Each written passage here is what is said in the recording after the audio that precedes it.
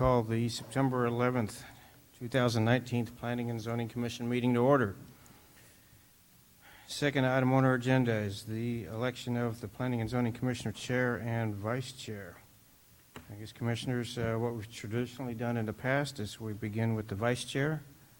So Ernie is currently our Vice Chair. Any comments, motions, suggestions?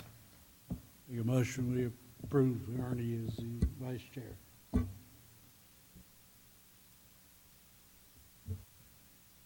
Second.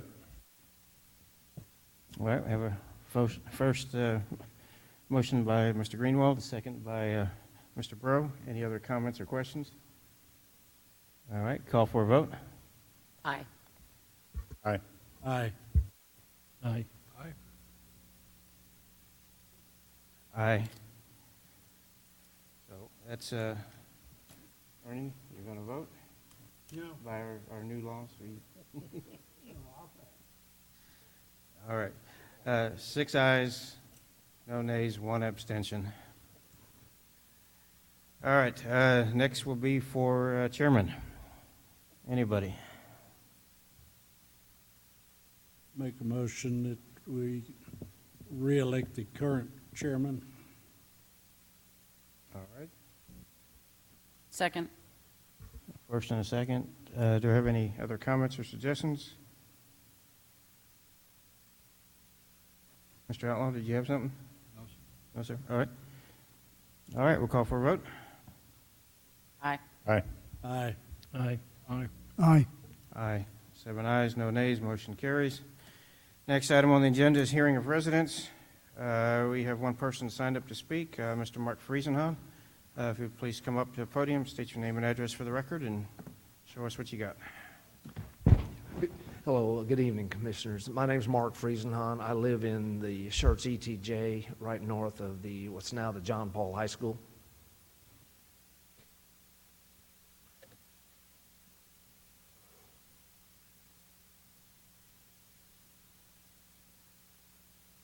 Okay, good. There you go. All right. Let's see, we can make that bigger. Wrong way. Leave it like that. There we go. Yeah, I wanted to just spend a couple minutes talking about what's been coined APOs, aggregate production operations. Yeah, you may have heard there's been a lot of discussion in the state legislature this past session. I personally took on the task of trying to understand what's going on in my backyard and your north backyard, your ETJ to the north. I wanted to cover 3 topics, and I'll do this pretty quickly, and hopefully the pictures will tell the tale. I wanted to talk about what these guys are, what the size of them is, and why we need to worry about it. I have one sheet for that. Then I have a series of aerial views that show how quickly this industry is growing to the north of us. And then some recommended local action steps that we have already shared with the Traffic Safety Advisory Committee. And in fact, some of the items are already well underway with your traffic officers and others in that group. Let's see. Does this work on this? How do I do this? With the mouse? Okay. Yeah, I get confused between the Apple and the Microsoft. This is a page that we've generated. We call it a one-page summary, and I'm not going to cover not nearly all of this, but I wanted to make a few points. The issue is the aggregate production operations and the rapid growth and the amount of land holdings that they're acquiring in Comal County, immediately to the north of us here.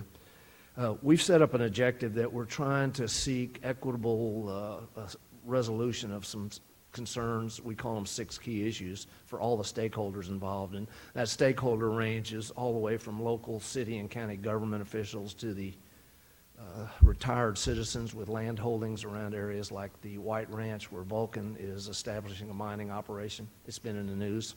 To the state legislative folks, who we feel like are going to be needed to put legislation in place to more fully manage the mining operations like it's done with lignite in this state and with aggregate in all the other states. It's a big industry. The chart at the top, it's $24 billion in Texas. It's bigger than our ag industry, which is about $20 billion, and it's 60-70% bigger than the next state, which is California. And of particular interest in the second picture there, it's growing fast. You know about Hansen or Servtex, and you know about CEMEX. Between them, the industry has doubled here in the last several years, both in crusher capacity, ability to make aggregate, and in land holdings. So what you're seeing is that this is about a year-old Google Earth picture. The update would show the mines in the middle, Lone Star, Anderson, Columbia, Dean Word, and Capital Aggregates are all rapidly expanding, and I'll show you some aerial photographs. We addressed this in the state legislature. We had numerous citizen discussions, state legislature, and actually 100 bills were submitted to the committees, both in the Senate and the House. About half of those were APO bills, the other half were water bills. This mining industry uses a lot of water, and the question is, where's that water going to come from? We're already tapped in the Edwards Aquifer. The Trinity's being drilled now in the north part of the county, and water's being pipelined in. You know about those kind of things. Vista Ridge Pipeline's an example, and you'll see the trench for Vista Ridge in one of the pictures. Crusher capacity is doubling. I've arbitrarily analyzed the APO size since 2010. The mines between Hansen and CEMEX are where that doubling is occurring. This is going on in other areas of the state, so I'm speaking about our area. I call it Quarry Row, but it's a common problem. Why am I bringing this to your attention? There are 6 key issues here, and we're clear that you guys can't help us work all of them. We're asking to engage you all with traffic issues, use of the infrastructure, things like the truck parks that are sprouting up all throughout the area. These 80,000-ton trucks have to park somewhere, and the companies that own them don't drive them far away. They park them at night nearby, so the truck parks sprout up in proportion to the size of the quarries. I'm going down the page here, and I'm going to do this quickly. The last chart in the bottom is air monitoring. Some private air monitoring that we conducted last year and we're repeating this year, including moving EPA-approved monitors around to the CISD schools, showed a number of examples where the daily incidents of particulate concentrations are way above the EPA orange line you see there. Kind of interesting. If we can prevail with confirmation of that, that's going to be a fairly large issue. The issues are in the next section.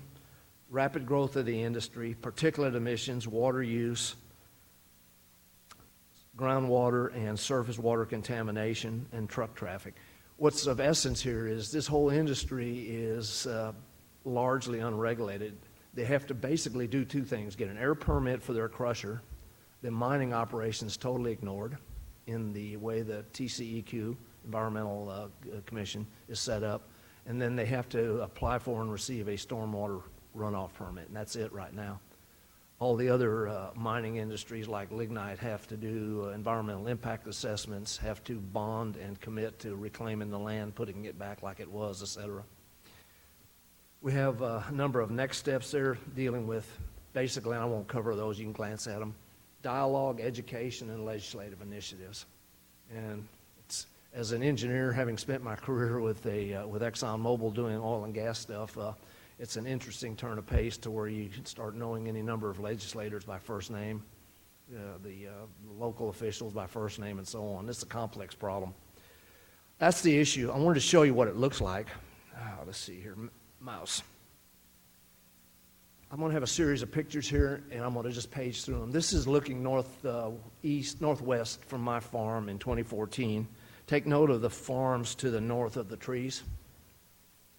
And what you're going to see is a mining operation that was set up there on land purchased on the order of $20,000 an acre, higher than even real estate people can afford to pay. And it was set up with what's called standard permits through the TCEQ, rubber stamped, within 2 weeks approved, no public input.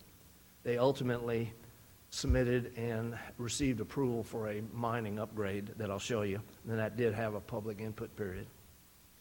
2016, you see the mining operation starting. 2017, you see the mine face in the background, the equipment, the 2 farms that were purchased are being surrounded. 2018, the asphalt plant to the west of my place, the mining operation under the standard permit to the northwest across the Union Pacific, and the expansion area to the direct north and to the right of the mine that they opened. 2019, this is what it looks like 2 weeks ago. They're expanding rapidly. You look down in the foreground, that's the Vista Ridge pipeline trench. That is being completed, and when it's completed, the Anderson Columbia Company is moving what's called a cut and fill. They're moving that hillside down directly to the upper right of the picture down to fill in the land so they can put a rail siding in. They're going to operate like Hanson and CMEX with a 100-car rail car per day loadout in addition to trucking. The Clark asphalt plant, which is leased from Anderson Columbia right to the south of them to my west. You can see this picture 2018, 2019, they're expanding, adding more stockpiles. All that was put in with a standard permit, no public input. Why do we need to worry about that? We have a massive industry here that's just growing, and we blink twice, it's going to consume the hillsides into a moonscape of abandoned mine pits. No requirement to reclaim it. Some more pictures. This was droned a couple of weeks ago, and you see the little location map there. I'm not going to dwell on it, but all of these operations, Lone Star, Capital Aggregates, and CMEX, they're all mining on the order of 50 to 75 acres a year to supply these 5,000 to 8,000 ton per hour crusher operations. And what we're seeing is mine pits that are moving to the north. They've already procured over 8% of the county in land holdings from where they located here in our area all the way up to 1863 and Shanghai Road north of Garden Ridge, etc. Pretty big areas. You've heard of Vintage Oaks, another example. The residents there are paying premiums for high dollar lots, exclusive homes. They don't even know, and the real estate people never advise that Hunter Industries and Ingram Ready Mix own all the land across 27, 22 from them. These companies are buying all this land confidentially through third parties that use different names not associated with the quarries. So all of us landowners, retirees, they wake up one day to see that it really wasn't a cattle person that bought it, it's a mining operation. They see the opening cut. Now, why is that important? Developing legislation to require cleaning up, operating like mining operations around the rest of the nation have had to do since 1977 when the federal acts were put in place to require reclamation. We're just asking that something reasonably along those lines is going to be put in place for the aggregate mining. But even with that, the traffic, the infrastructure use is going to get to be really large. So what I've shared with the traffic committee is this list of 6 things on this last page here, and I won't bore you with the impacts of the increased loads on the infrastructure. I'll just show you 3 routine pictures here. I mean, this is a matter of daily picture taking. You can pick a number. We've had 3 wrecks at the cattle tunnel right in your city limits there on Old Nacogdoches. On Friesenhahn Lane and Nacogdoches 482, the trucks are all mostly belly dumps now, and whether you know it or not, what they do is they'll pick up a load of scrap or junk material with the hopes of putting it in a dump. When they approach their next load, they're on commission, nobody's looking, they pull over the side of the road, pull the lever, and the whole load of trash dumps out. This is routine, asphalt, debris, and so on. Rollovers, these drivers are in a hurry on commission. They're turning trucks over. We're in my world within ExxonMobil, accident analysis always had near misses as something that was a very big red flag for accidents. We're just cruising for some accidents here. Okay, back to my last points. Focused enforcement of local traffic laws. You guys are doing a really good job. You've been out in the north part of your city limits in the ETJ there writing tickets. AJ, the enforcement sergeant, gave a really good report to the Traffic Commission last week. Speeding, tickets for running the stop signs. Number 2, Schertz, they've taken up our recommendation to seek approval and training in Austin with the Department of Public Safety for truck safety inspections. Right now, the DPS doesn't, they're not manned to be able to deal with the trucks. We're talking about the kind of inspections you see on the interstate where the trucks are weighed, all the equipment is looked at, and those are fairly serious tickets and violations. In a lot of cases, the trucks are required to be parked until it's corrected. Schertz is going to do that now, I think, so we were real encouraged with that announcement last week. Illegal dumping, I've talked to your city engineering staff and others. It's hard to catch these folks. It's very frustrating, but they're out there. It's an issue that needs to be dealt with. And we've talked about the cattle tunnel, the truck park legislation or control and regulations. I'm not sure where you are, but my brother and I own property right adjacent to Ralph Marcantonio's truck park that y'all are dealing with. That was a prime example of one completely out of control, in my opinion. You know, I'm not saying I know all the environmental laws and the waterway laws, but it was pretty clear they were running pretty much uncontrolled there. You know, we were glad to see y'all step in and or get involved in that. That's all I know, and that's all I need to know. It's much improved. If you drive out there, the last item, the roads, the simple statement I would make as a oil company registered professional engineer, but not a certified road person, we've got an unsustainable situation. The roads are coming completely apart. The patching is going to sustain it for a little while, but that's not a long-term solution. We've talked about a haul road connecting all the quarries since they own all the land anyways. You know about 2252, which is Hanson's haul road to the freeway. CMEX has historically used the Psalms road, the concrete apron there. The thought we had is connect them all east to west on the north side of the Union Pacific, and then add one more outlet somewhere where the Psalms Quarry Road is, where Dean Word and Capital Aggregate comes out. They could, you know, with some creativity, the investors that own the old Bowles property could turn that into a Bowles Parkway, and that would be an outlet to the freeway and remove all that congestion from 42, 20, Old Nacogdoches, and the other roads in the area. Anyway, my bottom line is we've got an industry this big. We all need to kind of be aware of it. They're following all existing laws. The laws are minimal. They're taking advantage of it. I call it a perfect storm to grow quickly and capitalize on the growth and the demand for the products around here with the close resource like it is, and help us with the items that you can, and particularly the traffic area and the control of the truck parks and that type of thing. So that's all I had to say. Thank you. All right, and thank you. And like we discussed before the meeting, obviously we can't have any back and forth on this because it's not an agenda item, but I will say to staff, if there is anything that you can bring forward to us, please work with Mr. Friesenhahn and see if you can get it to us on an agenda that we can discuss. Thank you, sir. I grew up and retired and became a pecan farmer when I grew up, so I'm available anytime. Thank you. All right, thank you.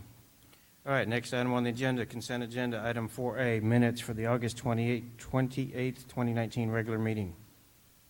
Any comments, revisions?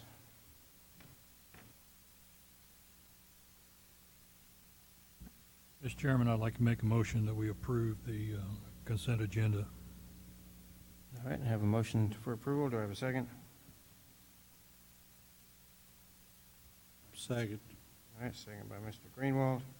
Any other comments, questions? All right, call for a vote. Aye. Aye. Aye. Aye. Aye. Aye. Aye. 7 ayes, no nays, motion carries. Next item on the agenda is public hearing, item 5A, SUP 2019-003. Hold a public hearing, consider and make a recommendation on a request for a specific use permit to allow a convenience store with gas pumps on approximately 8.5 acres of land, more specifically described as the northwest corner of the intersection between IH-35 and Schwab Road, City of Schertz, Palmdale County, Texas. Nick.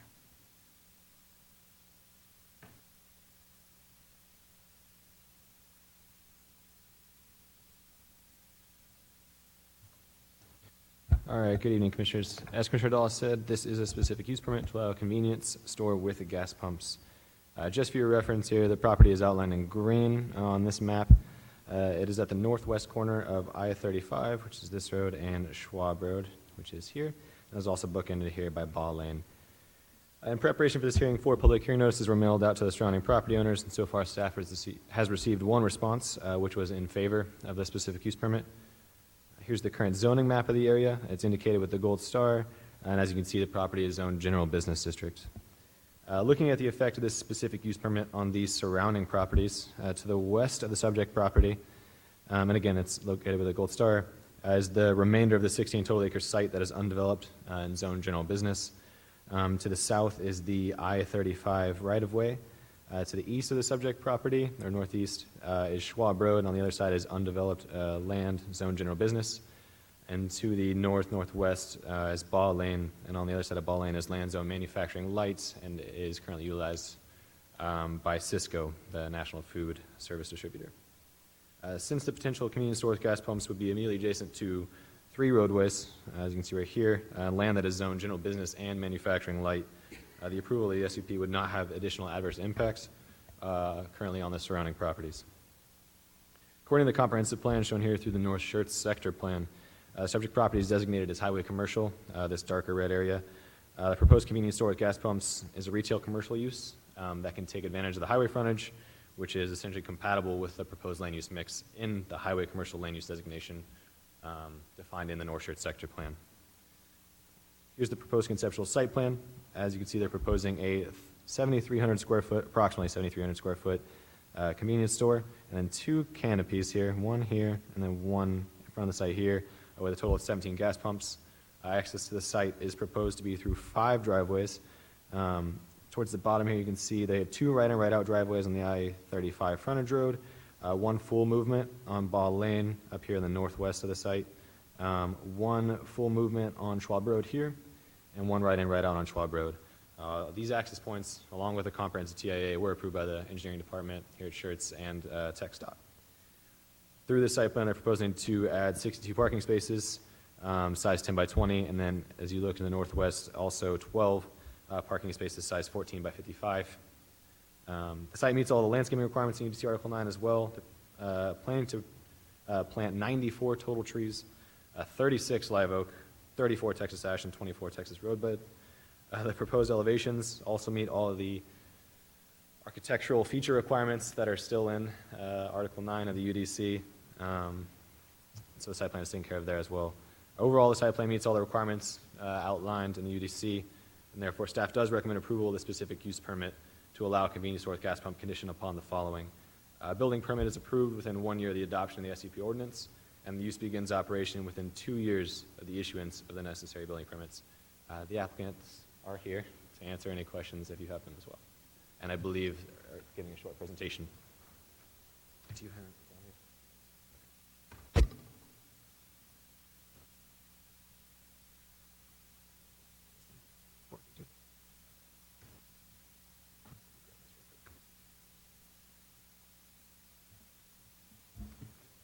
Thanks, Nick. I believe short being the key word. Most of you guys, I see a lot of familiar faces here, so you've already seen the Dog and Pony Show, so I will be brief. My name is J.D. Dudley. I'm the real estate project manager for Quick Trip. We've already talked about our mission statement, our core values. You guys are very well versed. This will be a registered national safe place, just like all of our other Quick Trips. Did throw in here that obviously we beat Buc-ee's for cleanest bathrooms last year. A little pertinent information. I know they're known for having pretty clean bathrooms. So this particular site is at the northwest corner of Schwab and I-35. And right out of the gate, we wanted to do something special here. And so we noticed that this is one of the gateways to the city. And so we came up with the design for our sign, for an entryway sign to welcome to the city of Schertz. We've got a stone sign with a cap and some wrought iron on it, a nice entryway feature. We wanted to put up at the intersection to kind of beef up the aesthetics of the site. The other thing to point out on here is Schwab Road is currently a 2-lane road. And what we're proposing is to improve it into a 4-lane divided thoroughfare all the way from I-35 to Ball Lane. So we are going to actually improve it all the way down with deceleration lanes, left turn lanes, and a right turn lane onto I-35 frontage.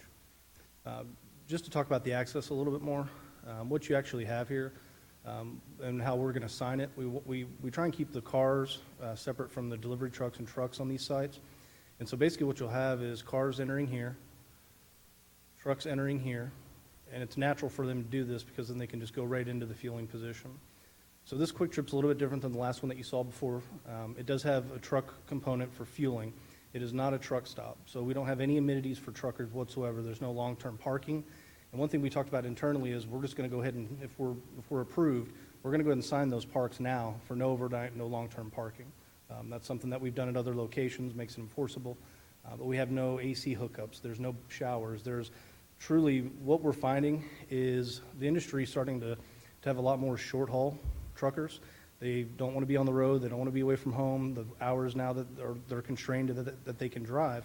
We're seeing in the industry a lot more short-term truckers. Well, what we would like to do is facilitate that. I mean, currently you have people that are blowing right by Schertz that aren't stopping in Schertz. And basically what we look at is, okay, well, it beefs the inside of the store, but we find by about 40% on the inside sales. And so that's sales tax revenue that's coming to the city of Schertz. That's not cannibalizing another use. These people are driving right by, and we're able to facilitate that. We feel it's consistent with the overall comprehensive plan, with the adjacent uses with Cisco and the other industrial uses in the area. It's the only thing that we will have, aside from the truck fueling, you do have a scale, which they can use. Obviously, they're not required to use, but it will be on the side of the canopy. But other than that, like I said, there's no showers, no games. We want to turn the lot. And so basically what we want is for them to be able to pull in, get gas. The way we set it up is so that they can pull forward, come into the store. We sign the store to get them in. They can come in, buy their hot dog, get their whatever they need, and then they can head out. This is just a zoomed out version of the aerial just to show some of the uses that are around. Nick's already shown you a copy of the Schertz Quick Trip. Store security we already covered last time. I think you guys are pretty well versed in how we operate. Everything's 24-hour, 7 days a week monitored on a 30-day DVR. Basically, all of our employees, the safe place and everything's run from that hub in Tulsa. And this is just a copy of the store security plan that shows inside and out the entire lot covered by HD cameras. And with that, I'd be happy to answer any questions you have at this time. All right, well, let's begin. This is a public hearing, so we open the public hearing at 6:27. And if anybody in the audience would like to speak on this, please come up to the podium, state your name and address for the record. Generally, we allow about 3 minutes or so for comments. So, going once, twice. All right, close the public hearing, 6:28. Commissioners.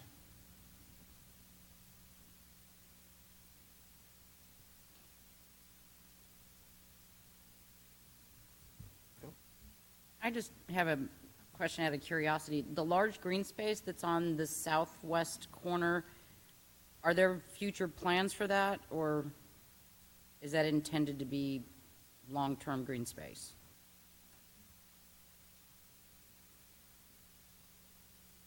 So basically at this point, we've site planned around it. It's green space right now. It's landscaping. We don't have any plans to develop it. We're not platting it separate. It truly would just be a dedicated green space, just additional buffer area. We do have enhanced landscaping on the site.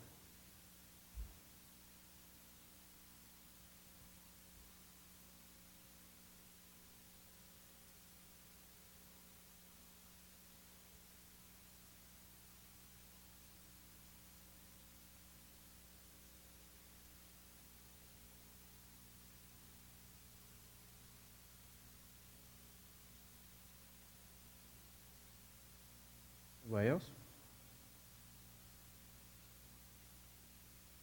All right, anybody have a motion?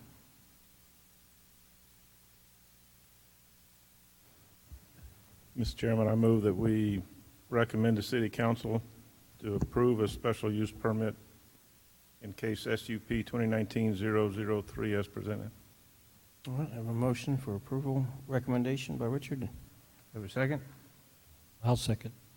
Second with Gordon. Any other comments or questions? Mr. Chairman, I'd like to recommend an amendment to that motion that it be approval with the conditions as specified by city staff. Sorry, say that again? That it be approved with the conditions as specified by city staff. All right, do we have a second on that? I'll second it. Okay, still Mr. Gordon, right? Amend it. All right, call for a vote? Aye. Aye. Aye. Aye. Aye. Aye. Aye.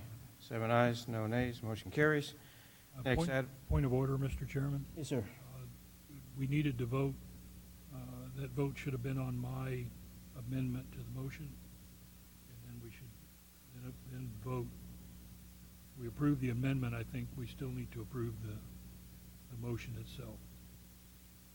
Yeah, I'll agree with you on that. All right, so we did vote on the amendment then, so this will be a vote for the recommendation to approve with the amended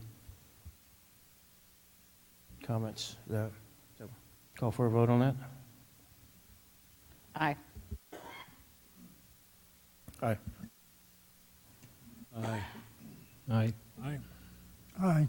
Aye. All right, 7 ayes, no nays, motion carries. All right, next item, ZC 2019-003, hold a public hearing, consider and make a recommendation on a request to rezone approximately 27 acres of land from General Business District, GB, and Manufacturing Light District, M1, to Planned Development District, PDD, located at 17975 IH 35, City of Schertz, Guadalupe County, Texas.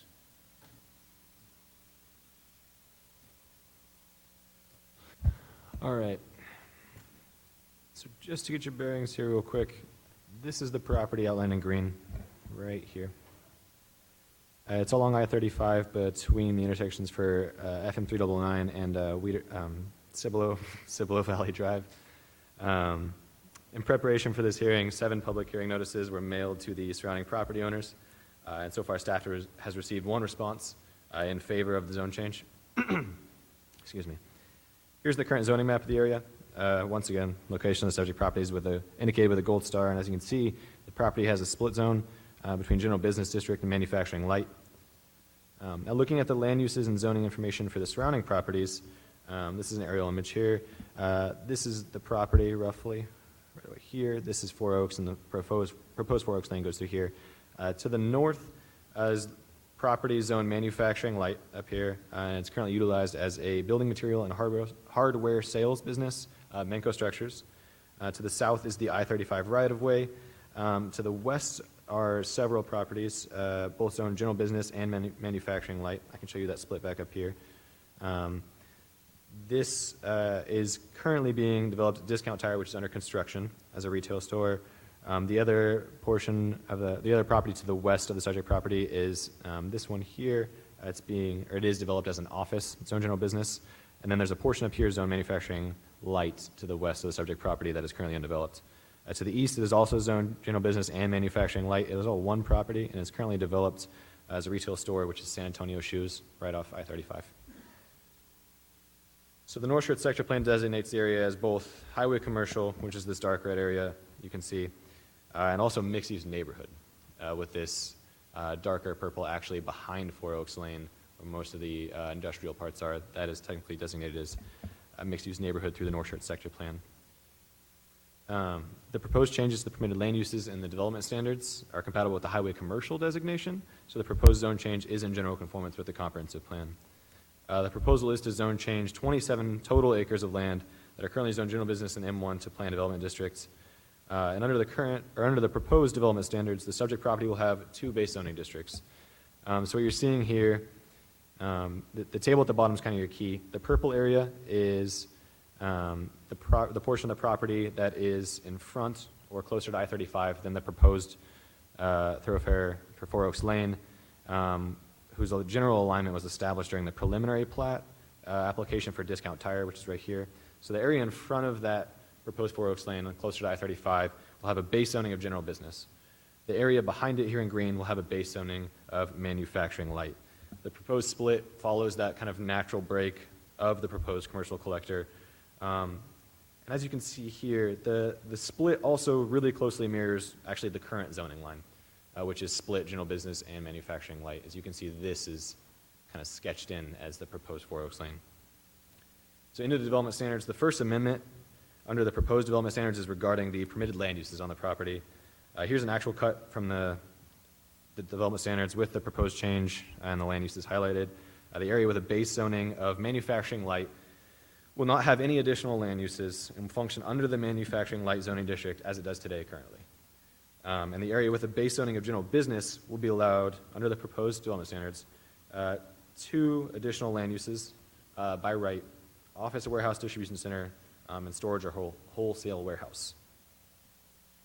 Currently, office warehouse, the left on black here is the current kind of visual representation of the permitted uses table. So currently, office warehouse is permitted by right in general business district 2 and manufacturing light, and storage or wholesale warehouse is permitted with a specific use permit in general business and then by right in GB2 and M1. And the piece in orange visually represents the changes. So you'd see that office warehouse distribution center would now be permitted by right in GB as well as GB2 M1.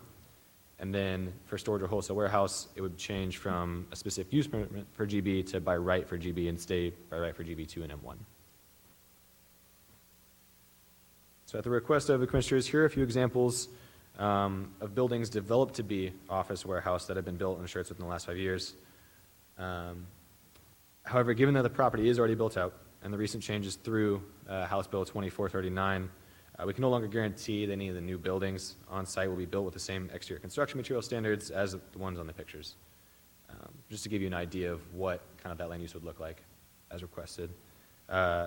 These additional permitted land uses are appropriate given the current zoning classifications and utilized land uses on the subject property and the surrounding properties, but they're also compatible with the existing conditions on site. And what I mean by that is kind of the built-out land area. So currently the site is developed with 3 separate buildings, as you can see here in this aerial, totaling over 300,000 square feet. With the proposed land uses, staff is being cognizant of the types of businesses that could be appropriate for buildings of this scale that you can see in the images on the right, and the orientation with the parking areas in front along I-35. The utilization of these land uses, office, warehouse, distribution center, and storage or wholesale warehouse, is realistic for these buildings, and would allow the property to be, more importantly, would allow the property to be redeveloped and improved without necessarily tearing down the site. It wouldn't warrant a full redo of the site to be able to continue to improve the property with the additional land uses. So the second proposed change under these development standards is the landscaping regulations. And so these are cuts from the development standards as well. And as you can see, all the typical landscaping regulations that would be required during the typical site plan phase for commercial development are included in the PDD to have upgraded standards. Now, these regulations are essentially base landscaping installation, parking area landscaping, and the perimeter landscaping adjacent to public rights-of-way. So the first one I want to talk about down here on the bottom right is the landscape buffer along principal and secondary arterials for the site, which will now include trees sized at 4 caliper inches, planting at 1 tree per 40 feet of street frontage. This is an upgrade to the 2.5 caliper inch trees currently required, and since the trees are larger, the density requirement for the trees has been changed from 1 per 20 to 1 per 40 along I-35 in an effort to not simply crowd the entire landscaped areas that are actually already there and give each tree a better chance to thrive given the current resources. These trees are also required to be installed prior to the issuance of any building permits on site. So no work can be done on site without these trees. And kind of without this written into the development standards, we wouldn't get these trees unless someone completely redid that parking lot. The parking area landscaping up here in the top right, including landscaped areas and islands, will now include upsized tree at 4 caliper inches and a mandatory amount of 5 shrubs per island at 3 gallon size, which is an upgrade on the 2.5 inch caliper trees and the 1 gallon size shrubs. The base landscaping installation, as you can see here, for 9 trees per acre will now also include upsized tree at 4 caliper inches. And finally, the landscaping requirements for the parking areas adjacent to public rights-of-way. In the bottom left here, you can see it's also under the parking area landscaping subsection, also includes upsized trees at 4 caliper inches. So where you'll see these kind of trees specifically for this site would be along that commercial collector. So any development on the other side of those buildings would signal the trees have to be planted along 4 Oaks Lane, and those trees would be upsized as well to 4 inches. So it's kind of base summary really quick on the left. This is what's changing essentially with each of those landscaping regulations. It's really simple. It's upsized landscaping, and it's the most important element for the landscaping changes. The increased requirements will allow the landscaping to look more natural and established. The difference in size of the proposed and current trees, potentially depending on the species, is worth years of growth. So on the right, I wanted to show you this as well. This is a picture of the current landscaping along I-35, which you can see is actually non-existent. So the required 4-inch caliper trees along I-35 will provide an immediate benefit to the city. The other requirements will apply to any new building permits or landscaped areas along in the site, and will ensure that the higher landscaping standards that we're setting along 35 will be continued into the future development of the city as the portion behind Four Oaks Lane and even behind the buildings continues to build out. And another point to consider is that following the approval of House Bill 2439 and the resulting approved ordinance by City Council, the city can no longer require more stringent exterior construction material standards for commercial development as it has in the past. However, the increased landscaping regulations defined in the development standards here will hopefully be able to mitigate some of those lost aesthetic regulations that we recently had to change. Given the city's immediate and future benefit from the proposed increased landscaping standards, the current zoning classifications of the subject property and the surrounding properties, and the existing conditions of the development on site with the buildings and the parking lots, staff is making a recommendation of approval of the requested zone change to Plan Development District as submitted. The applicant is here if you have any questions. Over to you. All right, do they have any kind of presentation they want to make? I believe they're here for questions. Yeah, okay, all right, available for questions. All right, first of all, this is a public hearing, so we open them. Go ahead if you.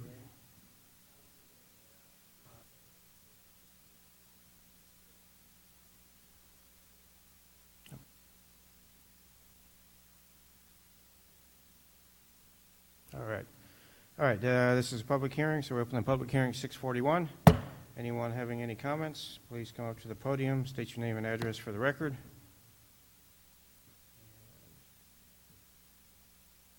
Seeing no one?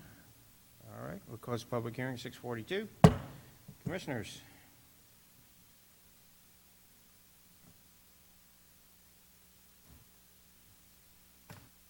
And this was Garden Ridge Pottery, was it not general business area? Sorry, say that again? Say, when this was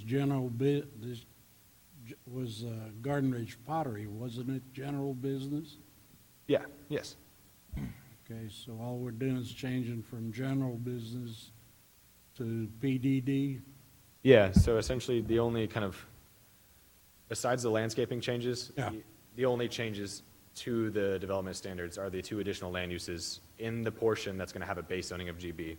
So there's no land use changes for any of the area back here besides what's currently existing today for manufacturing light. And then the general business area, I don't know if you can see the table, I included it just in case. It shows the base zoning and then the additional land uses allowed are the 2 important things here. And it shows this area as having office warehouse distribution center and storage or wholesale warehouse as 2 additional land uses allowed by right. Can you go back to the sector plan slide? Yes. So behind it on the sector plan there in the purple, you said Yes. that was Mixed use neighborhood. Yes. use neighborhood. And the current zoning is M1. Yes, manufacturing light, and then if I can go back to the aerial, so this is Manco Structures, the building material and hardware sales, so it's a manufacturing light business as well within that, so it's conforming.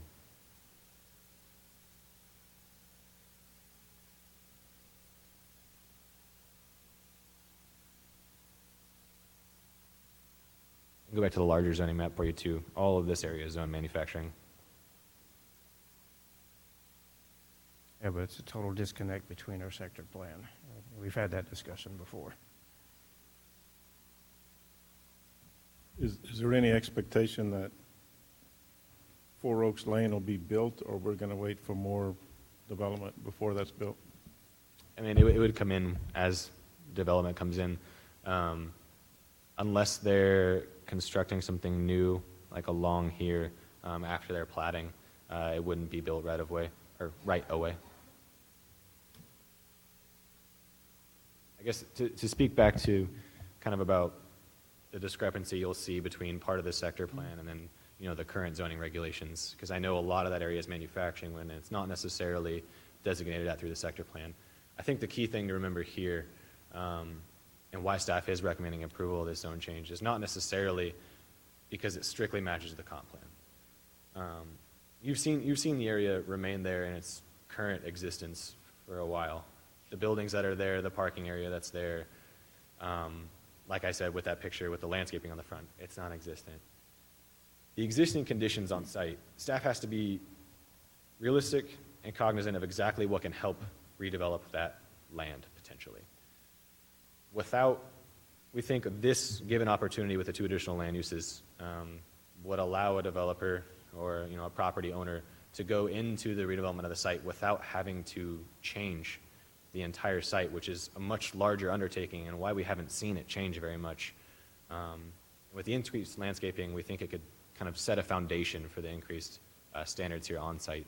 So I think that's the important thing to remember is how it's not necessarily mixed-use neighborhood, obviously complying with that, but with the existing conditions on site, we think this gives us the best chance to redevelop.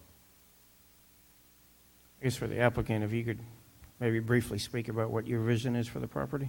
Sure, I'd be happy to. My name's Joe Simmons, and I work with a firm called Aquila Commercial, and also a partner in a group called Pac Ventures.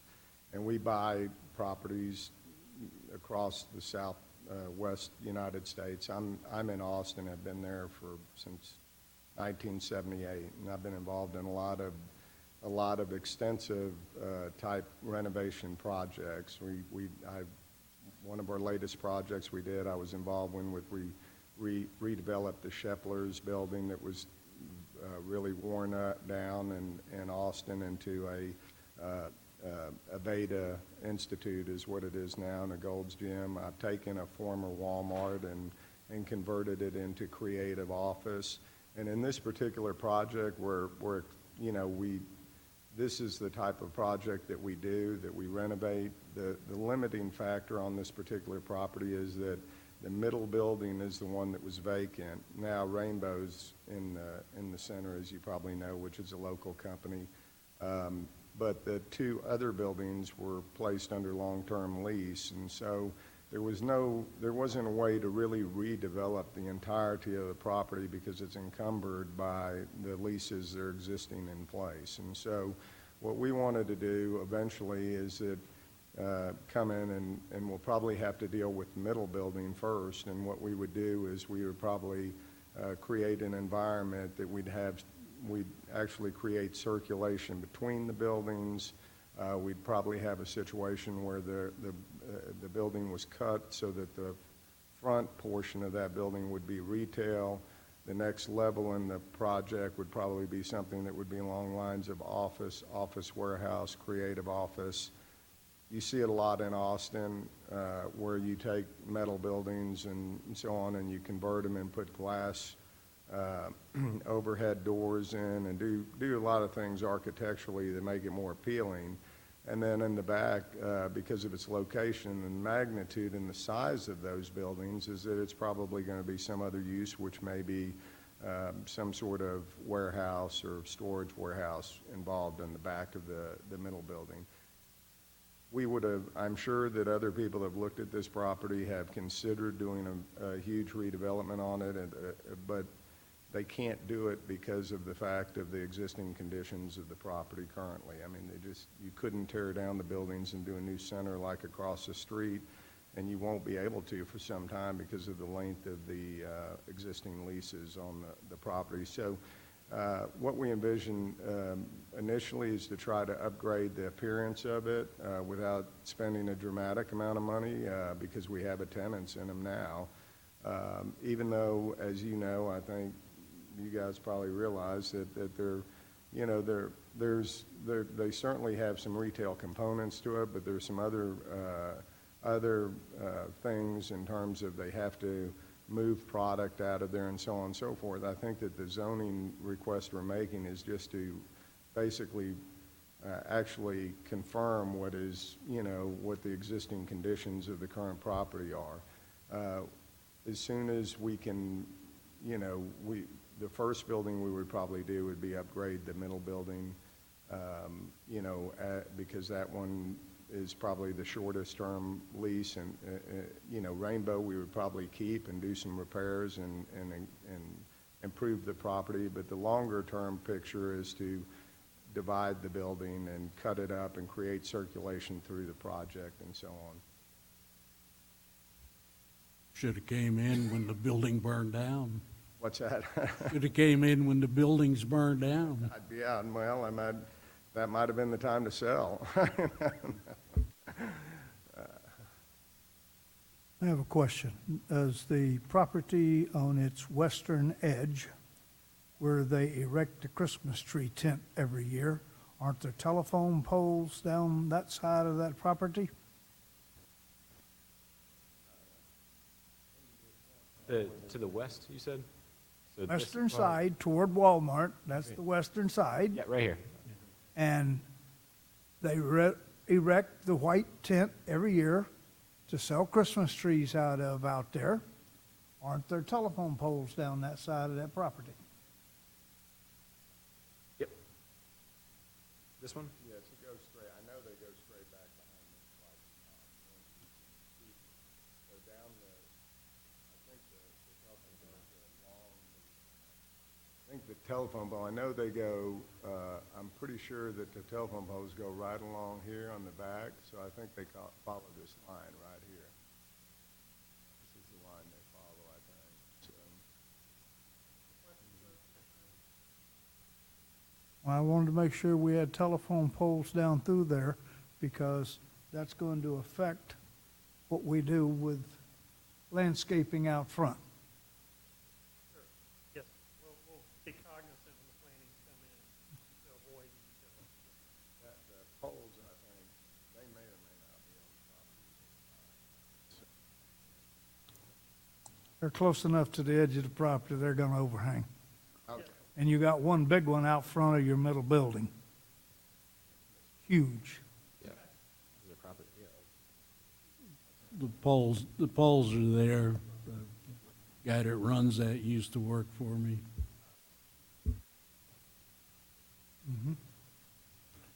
You gonna keep the Christmas tree selling place, or you gonna kick them out? So, yeah, It's Miss White. Oh, okay. so this is the adjacent development that's Okay, business and that's- utilized with the office. Okay, So yes. the PDD, I can show you the specific boundaries again. This is the property you're referring to. Okay. This is Discount Tire, and then these are the limits of the planned development district.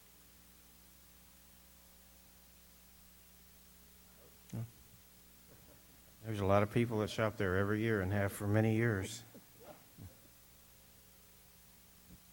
Mr. Chairman, if I may, I have another question. go ahead. Had anybody here seen any flooding within that floodplain? I don't go back, well, you can't really get back there, but it's going to be M1, and then we're going to have a road running through there, and I'm just curious if there's anything we can do with that floodplain. It looks like it's, whatever it is, it's the beginning of maybe a dry Comal tributary. So I don't know what rules we can to fill that in or do something to it. At least the property's topo, there's not a huge, there's a pretty significant grade shift outside of our lot as it goes down. It's not, it may be within the 100-year floodplain as marked there, but the drop-off where there's more significant drop is on the other side of our lot line.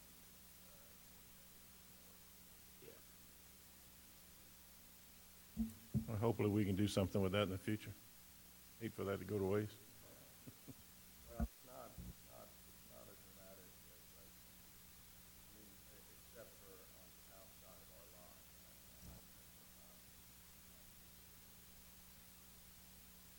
Like you said earlier, I talked to Larry that's coming down from the dry Comal Creek. I think we had talked about. All right, Mr. Outlaw? Concerning the sector plan, I think that plan was heavily influenced at the time by the Lone Star Rail plans, where we were looking at that area for a rail station and mixed-use development around it. And whether or not that's still the appropriate use of that area up there is up for discussion. My concern with the proposed rezoning is that this is I-35 frontage property. And while I certainly appreciate the new owner's plans for using the existing buildings.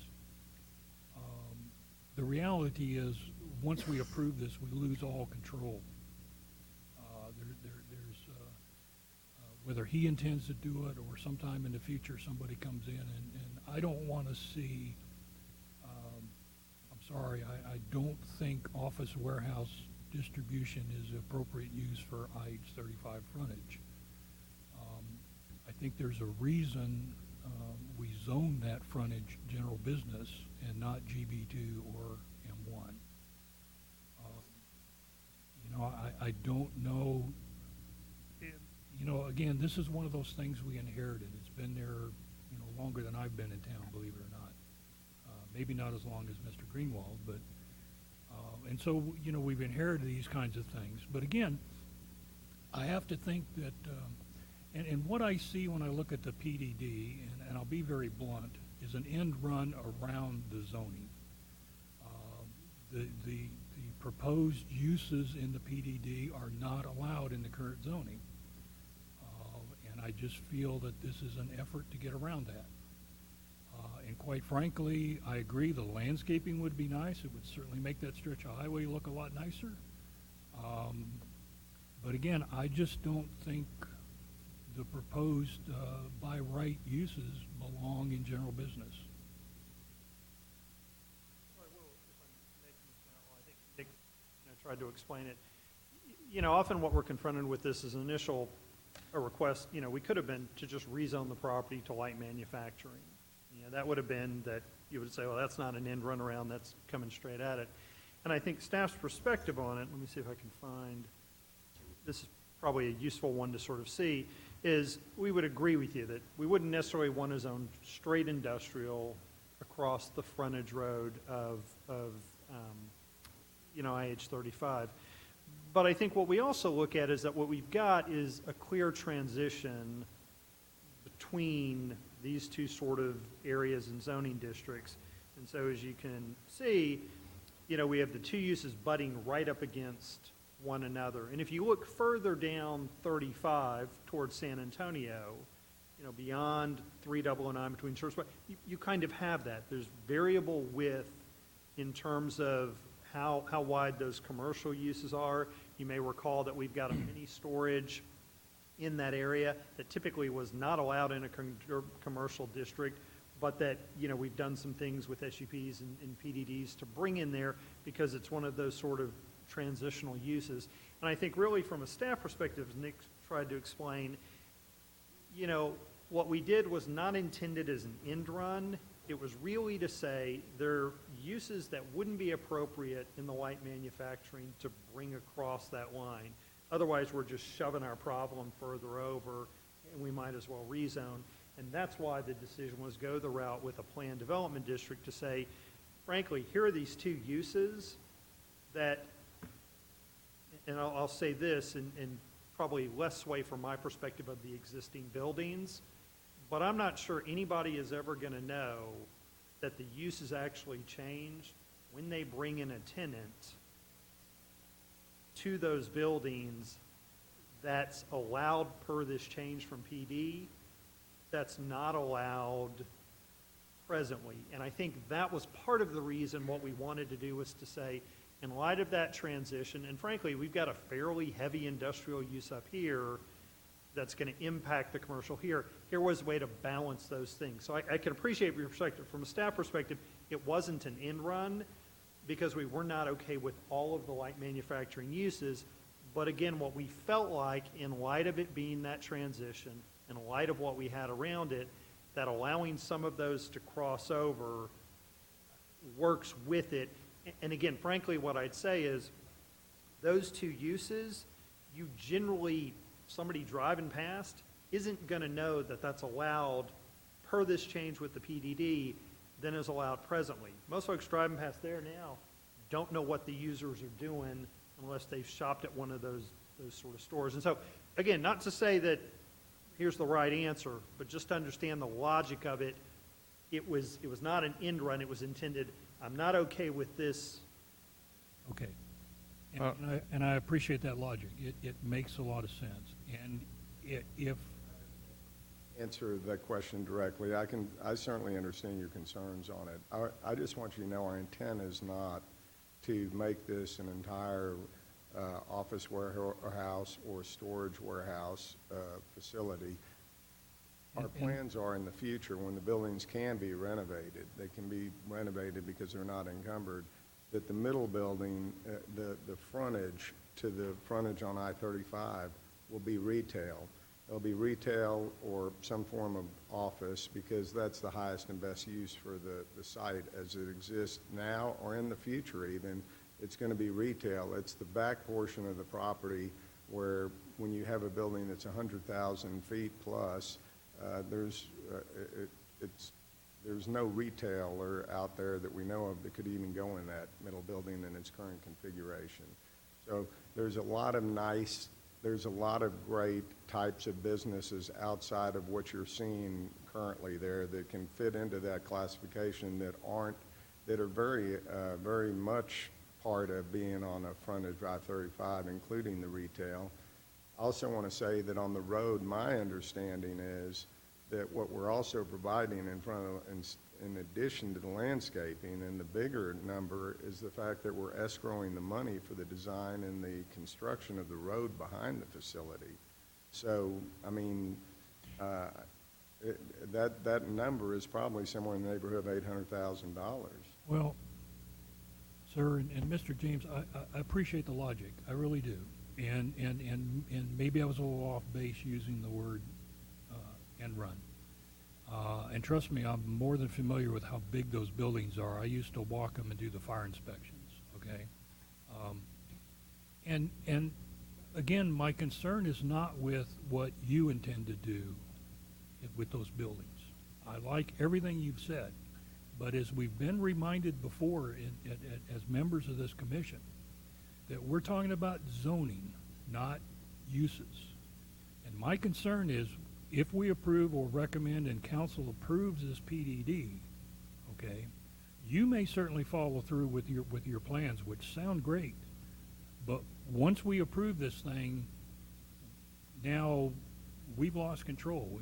If somebody wants to tear these down and put up a $250,000 79-bay distribution warehouse, they can do it. That's my concern. My concern is not what you want to do with the property. It's what may happen to it in the future once we approve this.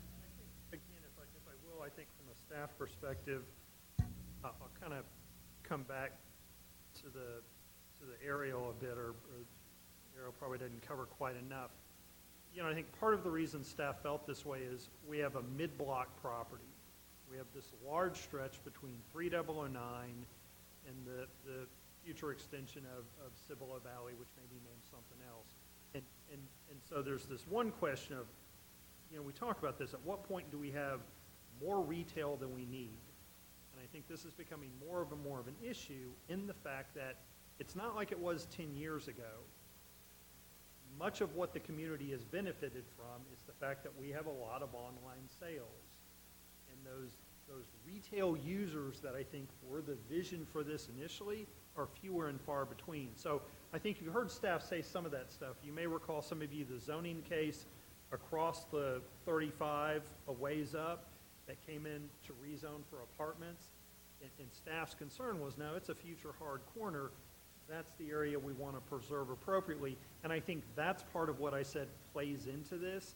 It's a mid-block, it's this transitional use, and say, yeah, I guess to be perfectly blunt, if they came in tomorrow, they got out of the leases, they tore the thing down and said, we're going to put up this warehouse, yeah, we're okay with that. Is that ideal? I don't know. You know, you part it, again, I think we refer to what the market's going to dictate, and what's the highest and best use under those range of uses. But frankly, in light of it, yeah, I think from staff's perspective, having that one area with that, it's not a bit the end of the world. This is an issue we've struggled with, actually, ironically, on the opposite side of Schwab Road, this same side of 35, with that property that runs up there. I mean, I think that's an area that we're going to have to look at and say, it's not well suited to those standard retail office uses. We're likely going to see a similar thing, at least in the past, those have been some of those discussions. But And if I can, to speak specifically to your concern about the future owners, I mean, because while the plan might be good, and that's what you're talking about, in 50 years, you know, Mr. Simmons may not own the property, and there may be different intentions that they have different opportunities with this PDD. Staff felt those same concerns. And I think you can see that sentiment in the way that we did this PDD. If you know, up 35 near 1103, there's a giant portion zoned general business 2. Now, instead of kind of, like Brian said, straight zoning to something where there's a bunch of land uses within general business 2 that would be, you know, allowed per the zoning district that we're not necessarily sure are appropriate for I-35, we wanted to think about the specific land uses per Joe's plans, Mr. Simmons' plans, and kind of what we think is appropriate as a transition from manufacturing to general business, kind of along 35. And as opposed to attempting what a straight rezone would be to general business 2, in which both of these land uses that they're proposing would be allowed by right in general business 2. We've decided to kind of take them out to eliminate, kind of assuage those fears of maybe there's uses, welding shops, something like that in general business 2 that we're not necessarily comfortable with on I-35. And rather than having that straight zoning district, kind of piecing it together with the higher landscaping standards, we think it could be an effective PDD for the redevelopment.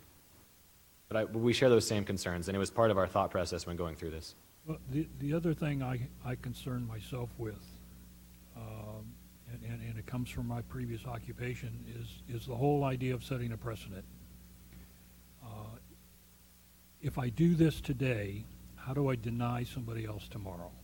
And while this may be a good fit for this particular space, I think it just sets us up for, for more of these kinds of requests. Once you say yes, it's really hard to say no. No, I completely understand, and that's something that we had to, think long and hard about. I guess the benefit of having a zoning district like planned development districts is kind of to cater to those unique properties where there's not something specifically set in stone, like this transition from M1 to GB, where we wouldn't want all those other land uses, and where these two could specifically fit to help the property. And that may not be the same case, you're right, for the other properties. Part of what I hear in the plans for these existing buildings is because of their size, they're certainly capable of supporting more than one use. As you've said, maybe retail in the front, maybe office or warehouse in the back. I'd feel a lot more comfortable if there was some way to split that so that we keep GB and in the front part of it and make M1 a little bigger in the back, rather than allow these two uses, in what we see as GB. No, and you hit the nail on the head for another thought experiment we had to go through. We talked about having kind of a certain distance from 35 remaining GB only without the additional land uses. What you're going to see is the orientation of these buildings, as you can see in the aerial. There's not a specific set distance that would cleanly divide those buildings in that manner. And so what we have to realize at a realistic standpoint is, while we can look at the aerial and say, if they split the buildings and right here, this corner's GB, so that means the front of that has to kind of remain retail. Actually going out there and physically walking in that building and seeing, you fully know that it'd be an inspection's nightmare. Let me ask you another question. Yes, sir. And I don't know if you know the answer, but some of these things, the office warehouse distribution is allowable in GB2 with an SUP. No? Right. Okay, so where's the SUP come? There was something in there about where I'll show you. So for wholesale warehouse, it's currently permitted with an SUP in GB. Okay, so my question then is, why isn't it, you've got storage or wholesale warehouse, they can come in with an SUP for GB, for the front. Why can't they do that with an office warehouse / distribution center? Why isn't there a provision up there for an SUP and GB? These are the current standards. Well, I These are the proposed ones. understand that, but see, my question is, why is it okay for this one to be an SUP, but not this one? Other than that's the way we wrote the UDC, but what's the logic behind that? Does anybody know? So Commissioner, you're right. You may have been here when this was written. I don't know that the rest of staff was on staff when that happened, so I'd kind of look to you. I will say this, I mean, you know, it's, to some degree, you want there to be this logic, Yeah. but inherently, you're right. We can sit here however many years later and kind of go, yeah, what was the, you know, scratch our head, what was the logic of it? What was appropriate? And again, this is a bit of my perspective. The fact that we've allowed this SUP, to some degree, it's that same kind of Yeah. maybe okay, not. You know, I mean, again, the question would you feel more comfortable with GB2?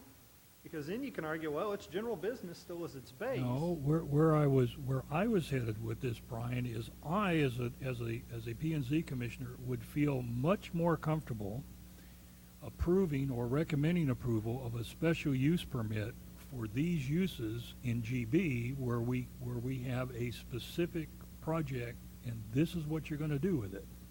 Okay, because now I don't have to worry about what's coming down the road, see? I can approve the office warehouse distribution center on an issue, you know, but it's a very specific case, kind of like the QT thing Sure. that we looked at. And I think maybe the question I would have, and this, again, you heard my answer when I got up and maybe were surprised to say, yeah, we've thought about that and we'd be okay with that. You know, what would the factors be that you would consider in saying yes or no to that?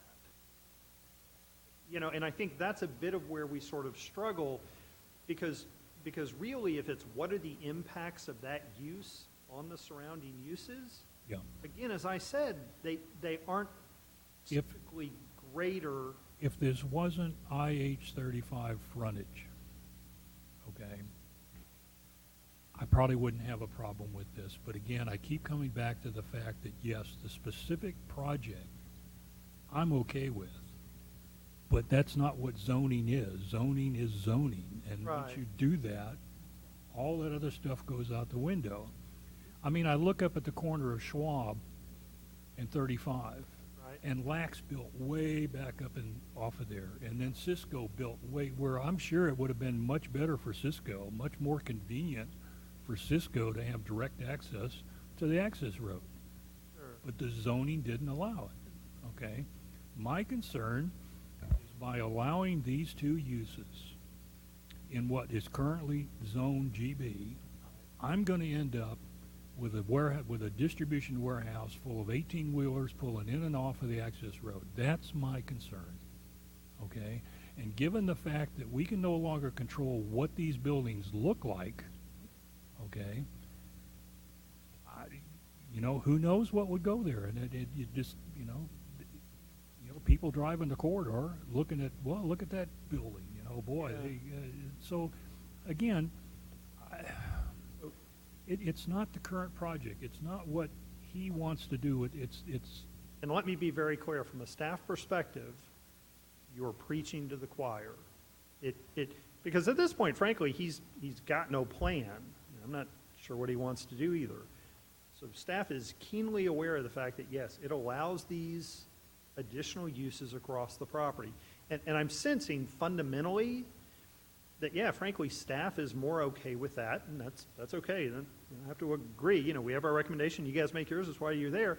That you may not be. But again, I think in terms of why we're okay and why we're not, ironically, a commercial zoning district, GB2, could have come in and requested that, and it's a general business. It's not an industrial. no. And yet ironically, some of these uses are allowed there, which I think we look to as a guide, and there are other uses that we probably wouldn't want, even more so there. And so we Oh, I take agree. that as a starting point. I think the other thing that we would say is, you know, and I think to Commissioner Dolly's point the other night at council, hey, we really need to update our comp plan. And we need to update it for a few reasons. One is the nature of land uses have changed.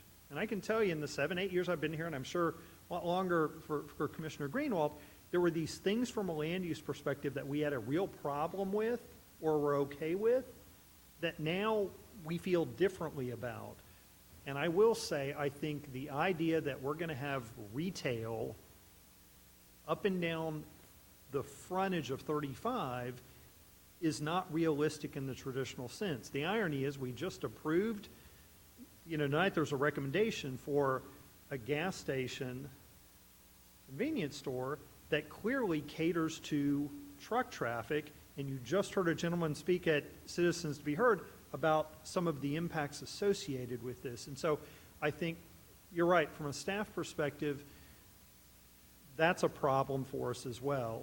And then the other is if we look at those impacts, having truck traffic up there is not a big issue. I think the last thing I will say, and this is maybe the toughest, these decisions are often not easy, because while one of the things we look at is the future land use plan, that's not what state law says you look at.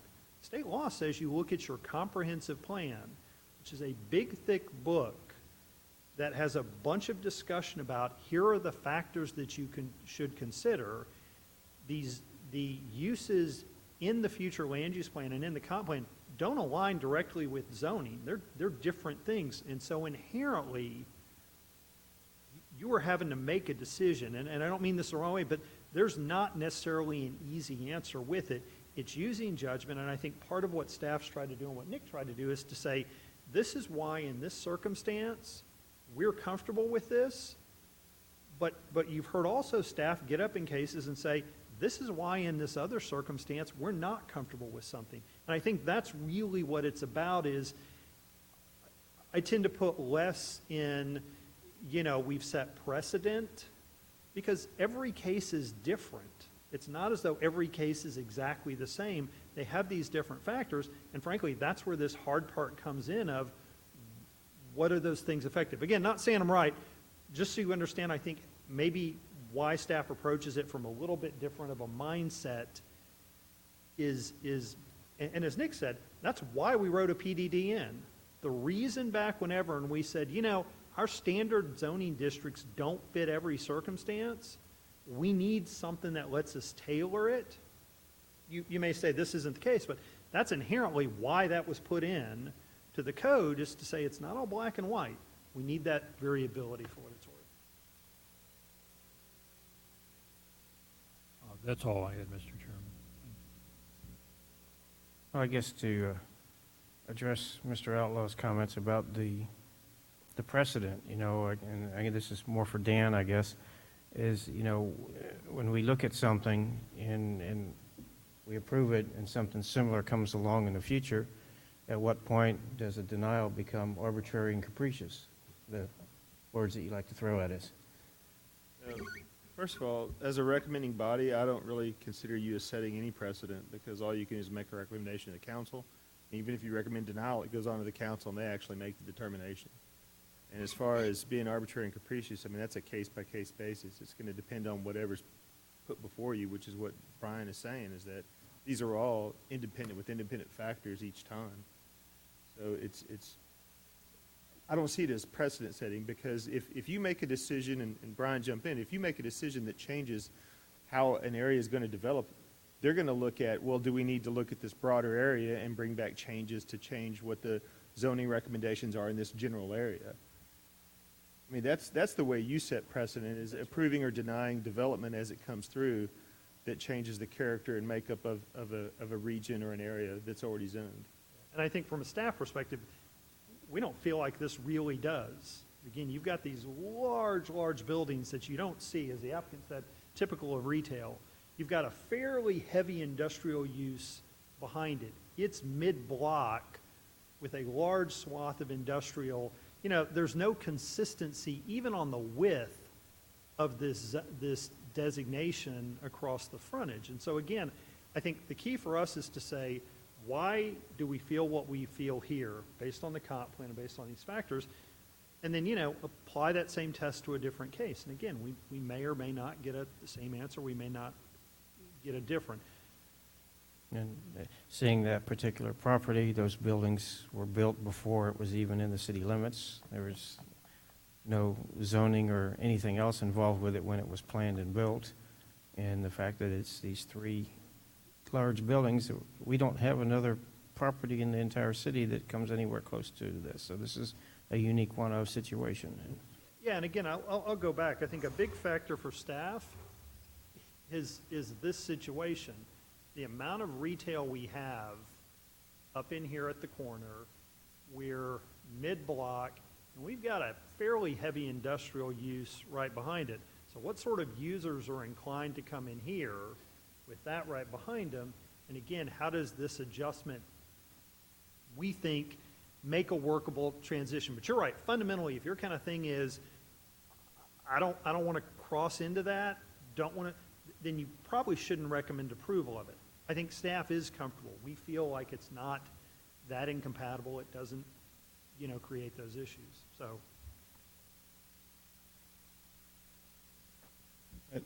What I see here is all along frontage on 35, for the most part, we have a clean slate to work with. There's a lot of empty space, empty land up there that we can put our judgments and try to get some industry and business in here.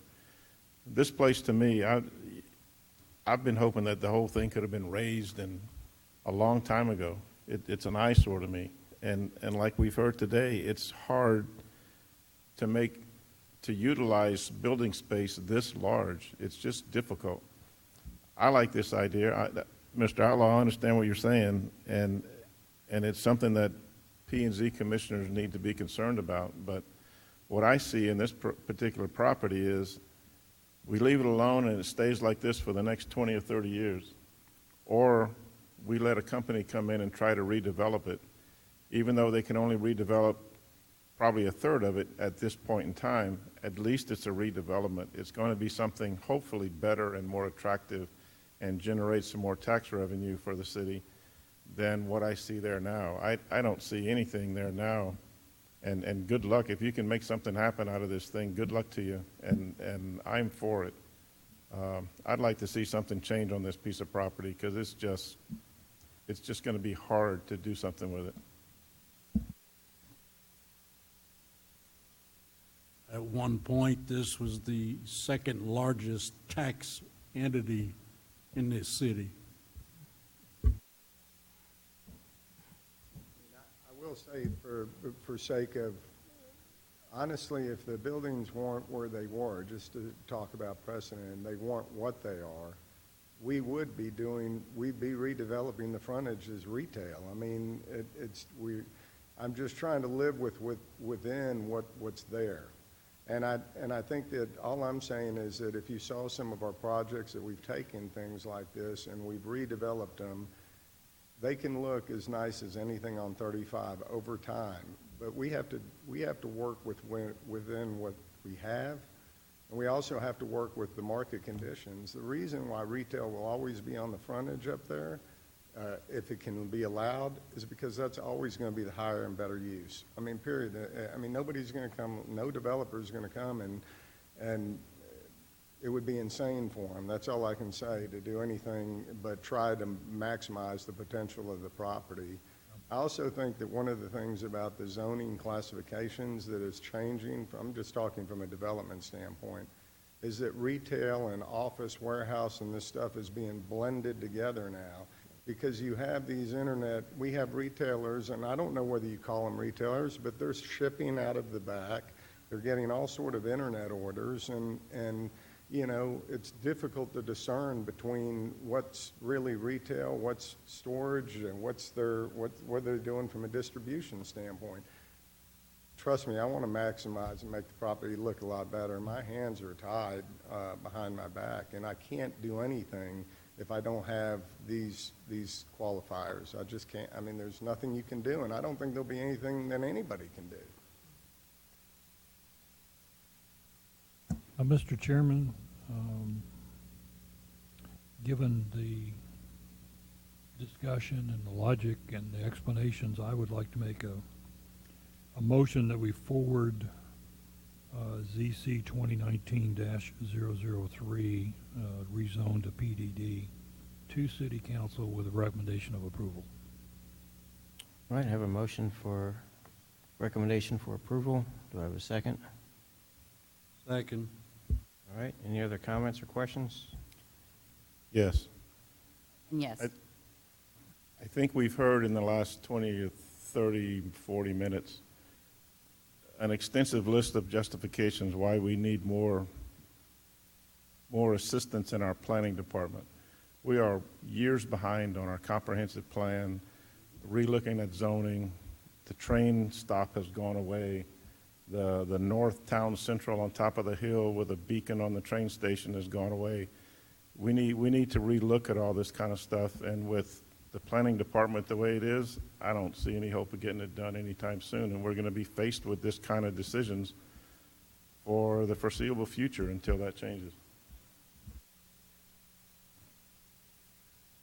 I just had one quick question. I know that I appreciate the increased landscape requirements. Was a takeoff done to show, a drawing to show what that's going to look like once it's implemented?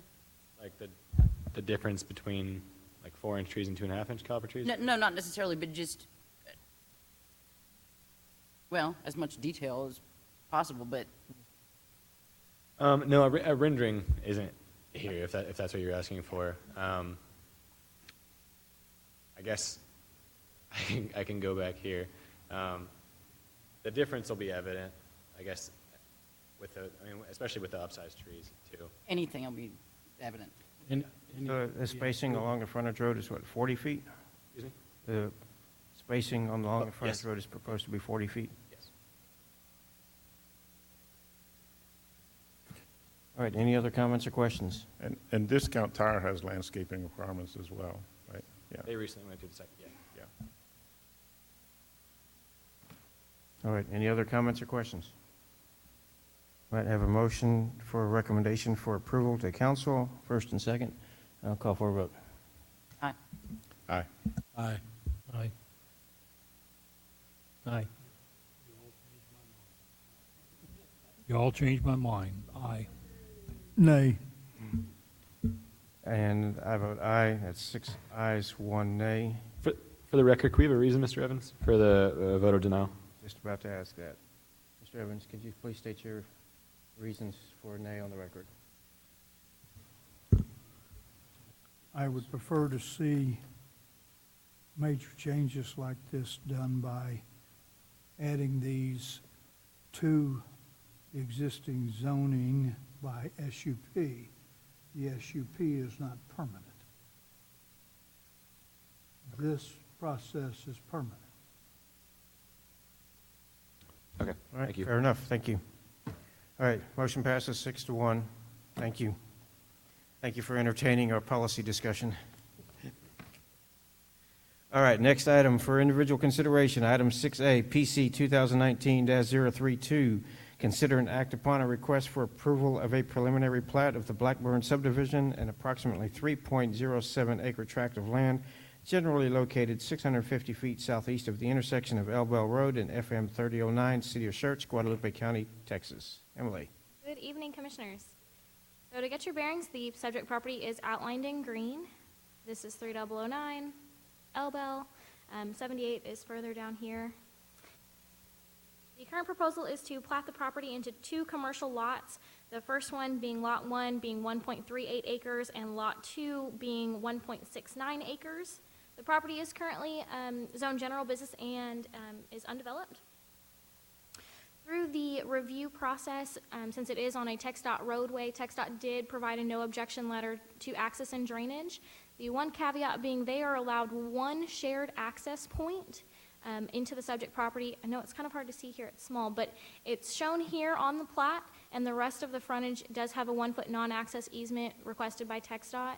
So they have 1 access point that's going to be shared, and then a 25-foot shared cross-lot access easement, so both lots can access that 1 entry point. The applicant has submitted a tree affidavit, which indicates that the site does not contain any protected or heritage trees.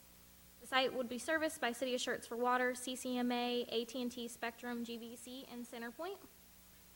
The city engineer has reviewed and approved the preliminary drainage report, and like I said, TxDOT did provide that no objection letter. Additionally, they did not request any additional right-of-way for the frontage of this property. The proposed plat does meet all of the requirements outlined in the UDC, and staff is making a recommendation of approval. If there's any questions, we do have the applicants here as well. All right, commissioners. Well, the one question that I have, is there any provision for decel acceleration lanes into this driveway? Not at this time, so since it's, there's no proposed uses, it's just kind of a speculative plat to be able to subdivide and have legal lots. I would assume that as part of the TIA with the site plan of the eventual development, if that was required, TxDOT would review that site plan as well, since it is on. Okay, thank you, thank you.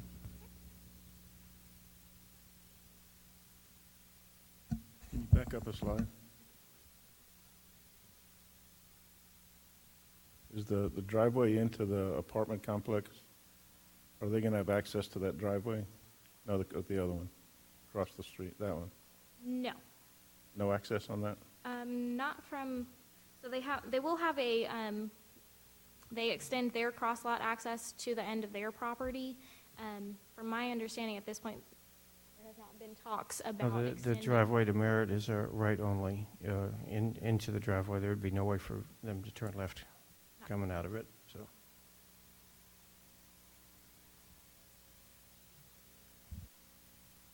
Is this property out of the floodplain? Yes.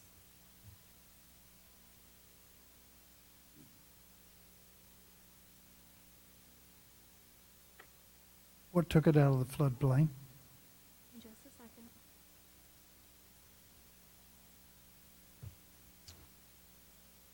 It's not within the floodplain. Afternoon, Commissioners. It's not within the floodplain at all, sir. The floodplain is well down to Dietz Creek to the south, along another property. See, This property used to be in the floodplain, so my question is, what took it out of the floodplain? We don't move the floodplain unless somebody, absolutely, no. all right, my question is what? The floodplain is very hard to see right here. It's designated on these lots. Our property in question is up here above that, well outside the floodplain. These additional lots, is there an aerial on that? There we go. Yeah, when we channelized Deeds Creek, we. Dietz Creek right here. Yeah. And so the floodplain comes just inside this property. Our property in question is up here, outside the floodplain.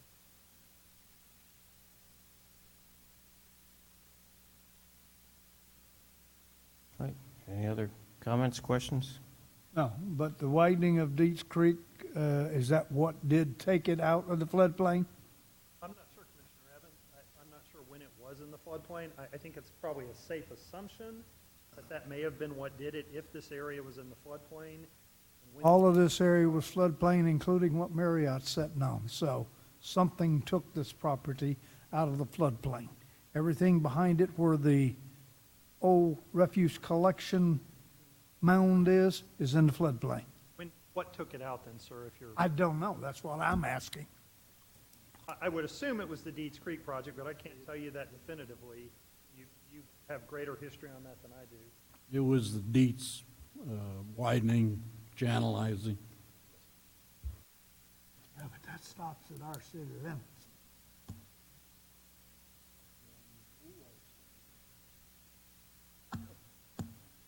How does it not back up? Emily, is there not, I'm sorry, I didn't look for it before, now I can't find it. Isn't there normally a floodplain statement on the plat somewhere? There is. So if you look at the upper left-hand side under note, it is the second note.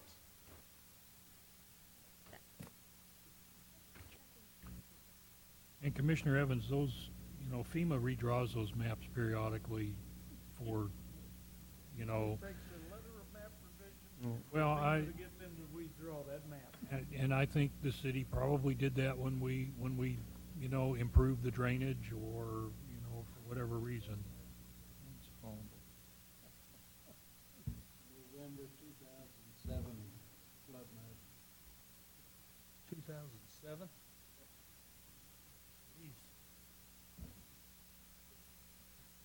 All right, any other comments, questions? All right, looking for a motion? Mr. Chairman, make a motion, we approve PC 2019-032 All right. as presented. All right, have a motion for approval. Do I have a second? Second. Second by Mr. Outlaw. Any other comments, questions? All right, call for a vote. Aye. Aye. Aye. Aye. Aye. Aye. 7 ayes, no nays, motion carries. All right, next item on the agenda, 7A, workshop and discussion. Workshop discussion and possible action regarding the Planning and Zoning Commission meeting bylaws. Mr. Bro. Bylaws.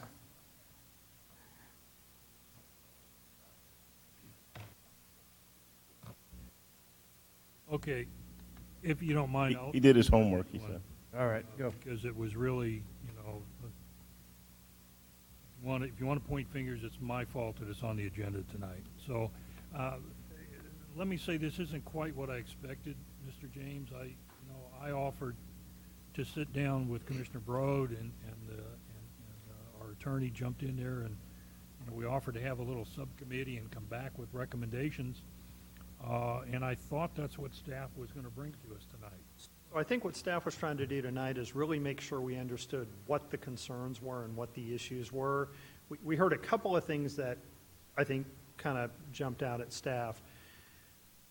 The primary one seemed to be this realization that because it takes a majority of the commission as a whole, so it takes the 4 affirmative votes to pass a motion, the biggest concern seems to be if we're short folks, we may struggle to sort of get that, and I will intuit this as well, or infer this as well from previous conversations, that is that really fair to the applicant when there are only, say, 5 people there and you need all but 1, as opposed to you have a full 7 and you can not get 3 votes.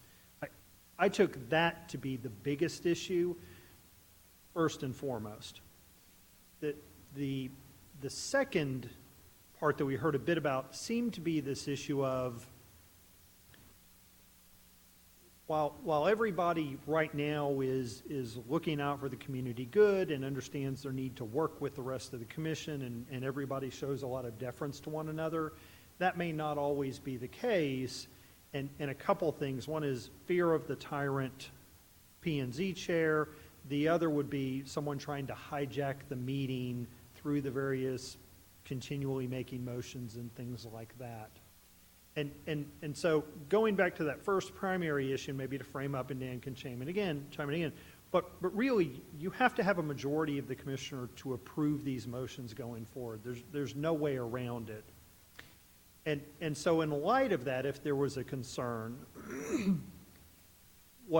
and because of some of the other changes we've made to what you approve and what you don't, I think I said really 2 things. One would be up the number of alternates to ensure that we've got enough folks, okay, and that way you've always got a quorum. The other thing, frankly, is we probably just need to reiterate and say, look, Planning and Zoning Commission, because of the nature of what we do, we understand people will occasionally miss a meeting, but it really needs to be the occasional missing of a meeting that, for instance, if you have an event, a big trip planned in the summer, a wedding of a close relative, that you try to give us as much notice you're going to be out so other commissioners can be aware of it, that the alternates can be aware of it, and so everybody says, I really need to try to be there. We're also going to have some things come up where people get sick or something happens last minute. And again, we'll deal with those as we come. But I think from a staff perspective, that's what we would say. The other thing I'd say, and so frankly, if there's a commissioner who says, I'm not going to be able to make 90% of the meetings, then this probably is just not the board or commission for you, and we'd be happy to have you on another board or commission. I won't name one as an example for fear of offending that board or commission. But a lot of them tend not to be more policy-making, and it's okay to miss more often. And so that would be my suggestion, is really to have something come out of this committee to say, look, council, you really need to look at attendance with regard to reappointments.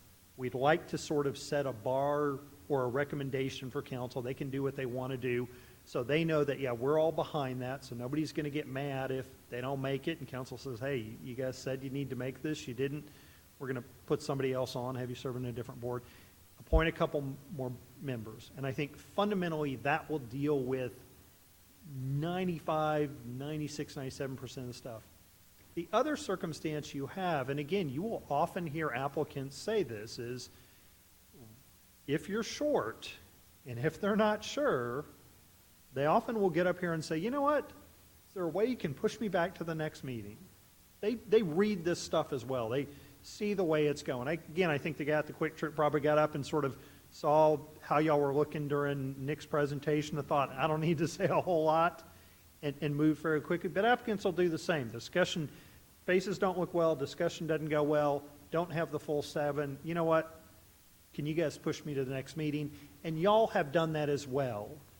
Well, And that, I think, will deal with the other 2, 3, 4, 5%. you know, I can't speak for Commissioner Broad and why, you know, why he brought this up. In looking at it, and for me, part of the concern are the new time constraints placed on us by the legislature. And so, and then I agree with you. Personally, I try very hard to plan my personal business around the meetings, but every once in a while, there's a date that you just, you know, can't. And it's the perfect storm, you know, where I said in advance I wouldn't be here, and of course I don't know, but all of a sudden, out of 8 commissioners, that meeting, only 4 of them could show up. Yeah. And so we, as you said, there are ways to fix that. Maybe another alternate. You know, some of the folks may remember that when we had the bylaws subcommittee, we looked at attendance issues and chose not to put those in the bylaws. And some of the things that Mr. Santee contributed at our last meeting about being fair to the applicant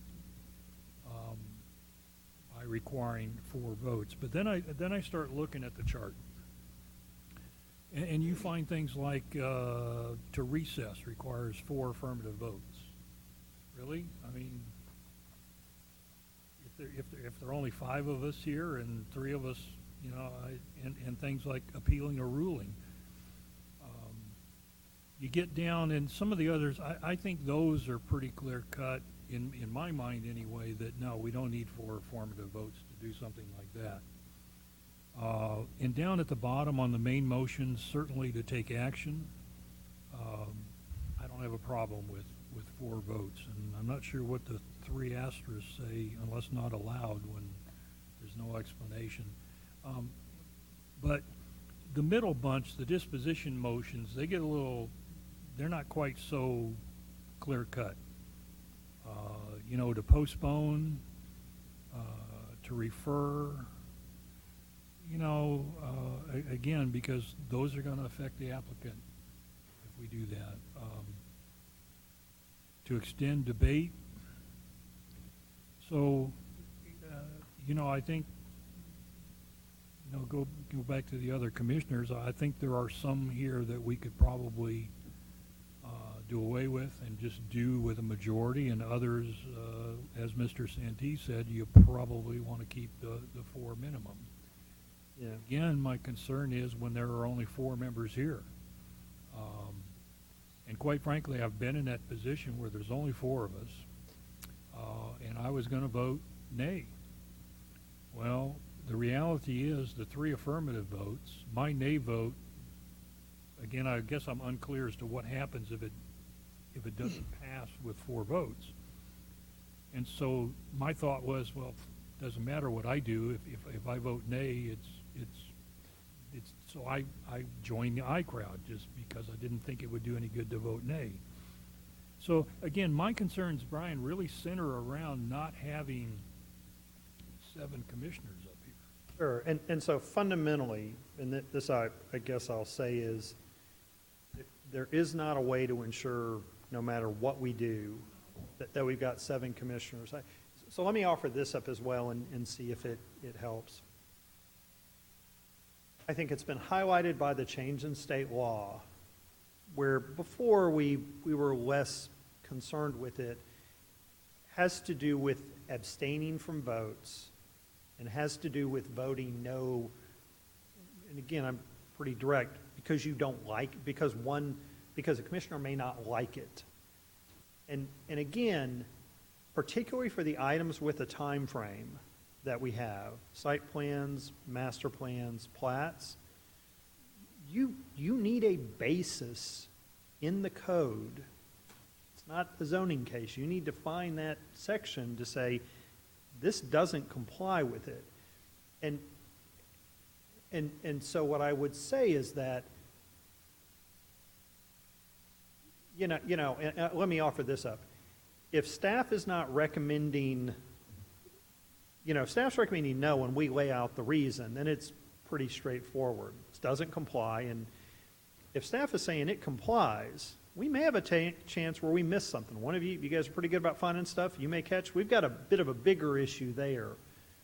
But again, to be clear, if you, as a commissioner, cannot find a basis you can point to in the code on those things that doesn't comply, there should not, you can't vote no. And so I think the issue really becomes, even if we've got 7 and that vote's okay, I'm going to be honest, it's a bigger issue from a staff perspective now if we have people vote nay on things without a basis to do it. That is going to raise a red flag for staff that here is someone who is not following what's required. And it's okay in this case, but it may not be okay. And frankly, I think we've got a bigger issue there if that happens, if that makes sense. It does, but, and again, thinking back, in this one particular case, it meant, it's staff saying it meets all, and it was an appeal. And staff was recommending that we deny the appeal. And there's not a time frame on an appeal. Right. Well, my concern, and the whole reason I was thinking about voting nay, is I felt it was inconsistent application. Well, that you don't find that's not written anywhere. Because I understand what you're saying, and I certainly heard the presentation about the new rules. Yeah. But in looking at this stuff, I would like to point out one inconsistency. Sure. Okay, and it's in it's item 14 where it says motion to reconsider. It says it requires a majority vote to pass.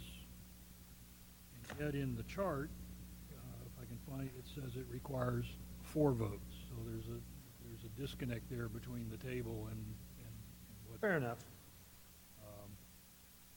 And we all know where these came from. These are the councils. So I imagine.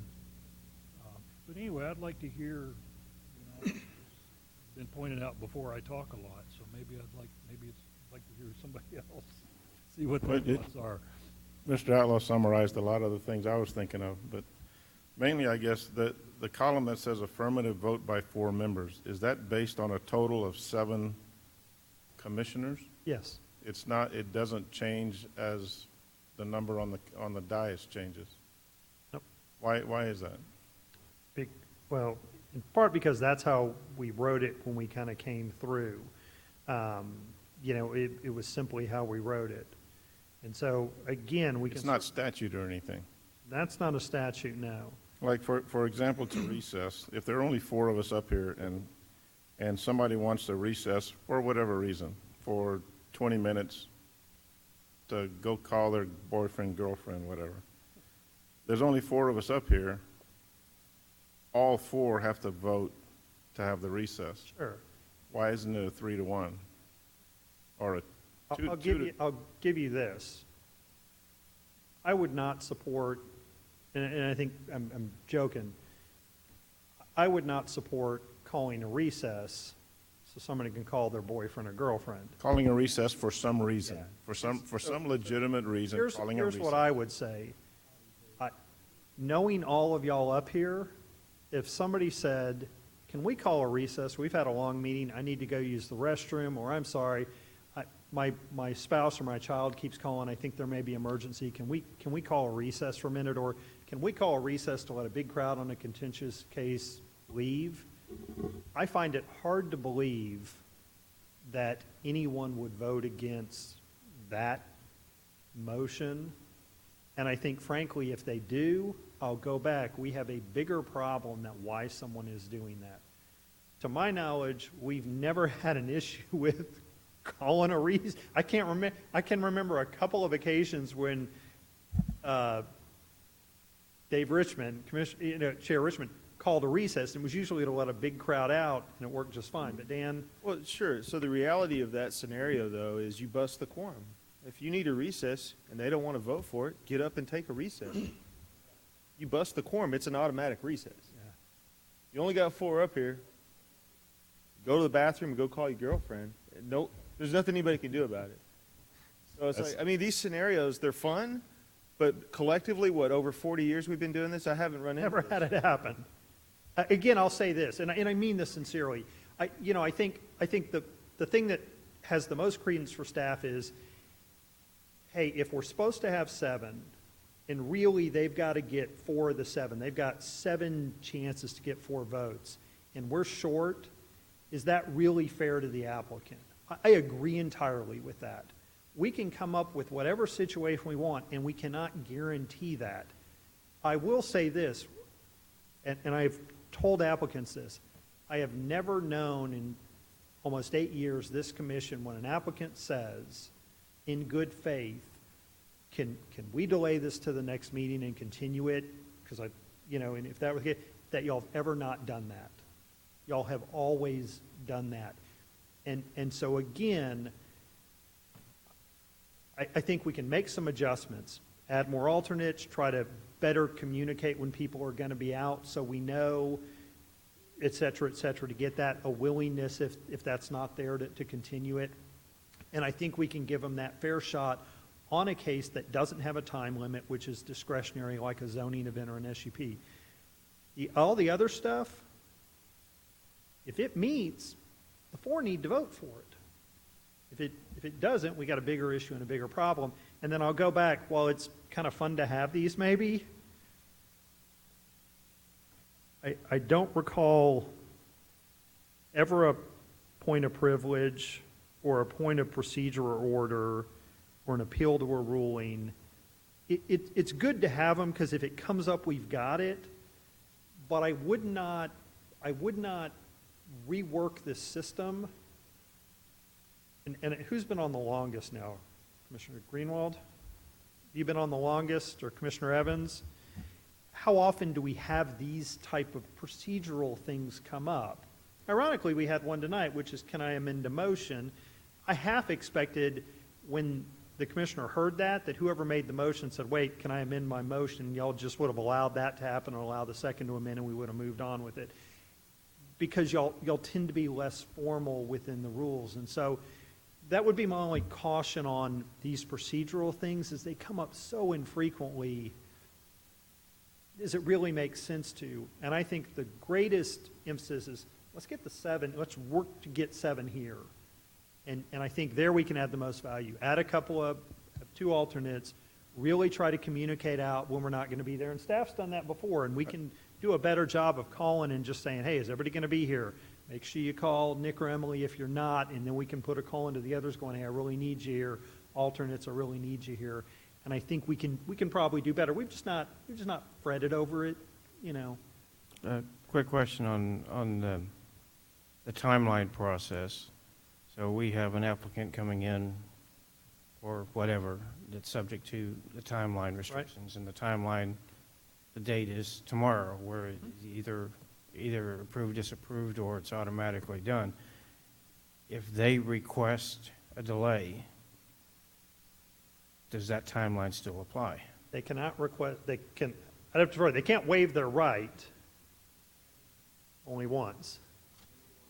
Yeah, they would have already done it. Yeah. And so what I'd say is, again, you know, not to say it won't happen, because sure as I say, I don't think it's going to happen, it'd happen. But again, if we added an alternate, so we have 9, what are the chances we're only going to have 4 here one night? You know, that's the reality of it. And frankly, we should know in advance, and we would call a special meeting the day before. You know, again, unless y'all are all out, you know, I don't know, bowling together and something bad happens to you, you shouldn't all go down. And then probably a bad idea, you're all together doing whatever, talking about P&Z items. You know, if we know we're going to miss a Wednesday, we'd call a special meeting on a Tuesday, and we'd get you in and we'd get it done within the time frame to make it work. And so, you know, are we going to... The worst case scenario is just they go through a 15-day cycle. Yeah. I mean, it's denied, right? I mean, that's the worst case scenario.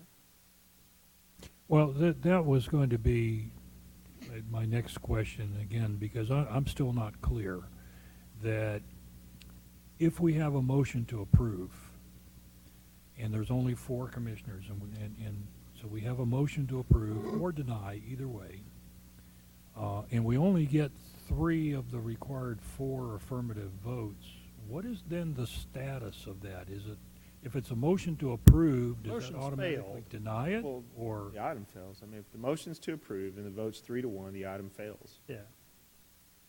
well, I understand the motion fails. Well, so the does that item, mean- it's denied. So that would be, It requires 4 affirmative votes. If you only have 4 here and it requires 4 affirmative votes, it's denied. and that would kick it into that 15-day, It either kicks it into the 15-day if it's a plat, or it goes on to council with a okay. 3-1 denial. Then I wouldn't have a timeline on it. Yeah.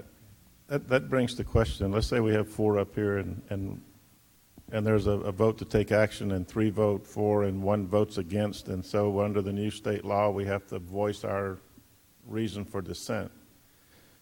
If the reason for dissent is not legitimate, how do we handle that? We have I would hope we would have a motion to reconsider that would pass 4-0, as we've had that happen once before, and further discussion, and then a renewed vote on the item. And you get an earful from the city attorney and staff saying, But now here's, Yeah. I wanted to. got to have a basis on it. Yeah. I wanted to open this discussion by thanking Mr. Santee for steering us right last meeting and preventing us from going off the deep end and making some changes we probably shouldn't make. And the same thing this time. You're offering some great insight and some good examples, I think, for steering us in the right direction. and I'm sorry. I appreciate your comments. Okay, But the most important thing you said tonight is if bust the quorum. I like that one. So if you don't like the way things are going and there's 4 people up here, you just walk out. So, Dan, the worst I case, kind of like that. So there's 4 of us, and it's 3-1, and a motion to reconsider requires 4 votes. Well, I'm the guy that voted no. Right, and so you're the guy who's So going the to be motion to reconsider is deposed 3-1. on Yeah. your vote. If you can't justify your vote, then the issue, you individually are going to have an issue because your actions are arbitrary and capricious.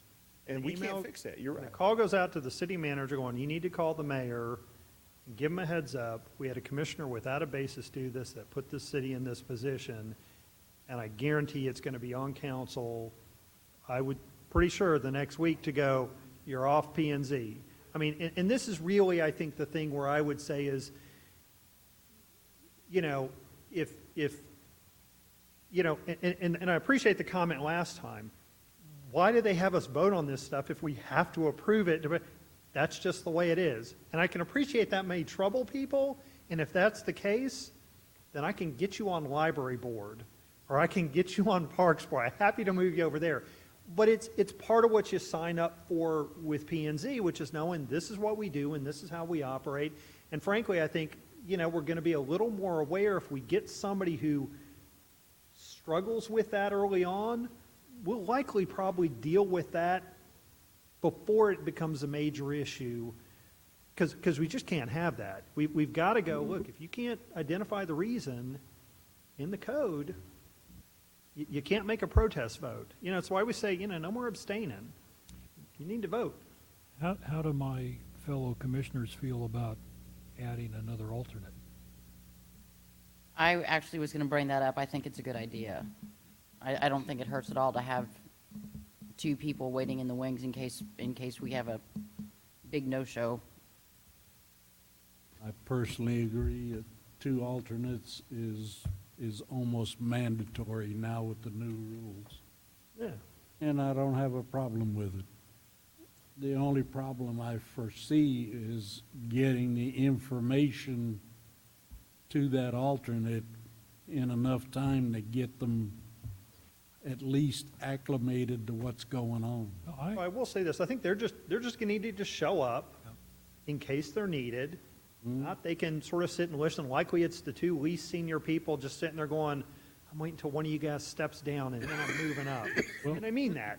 Someone suggested, and honestly, I'm sorry, Mr. Santee, I don't remember who I was talking to. I don't think it was another commissioner. I hope not.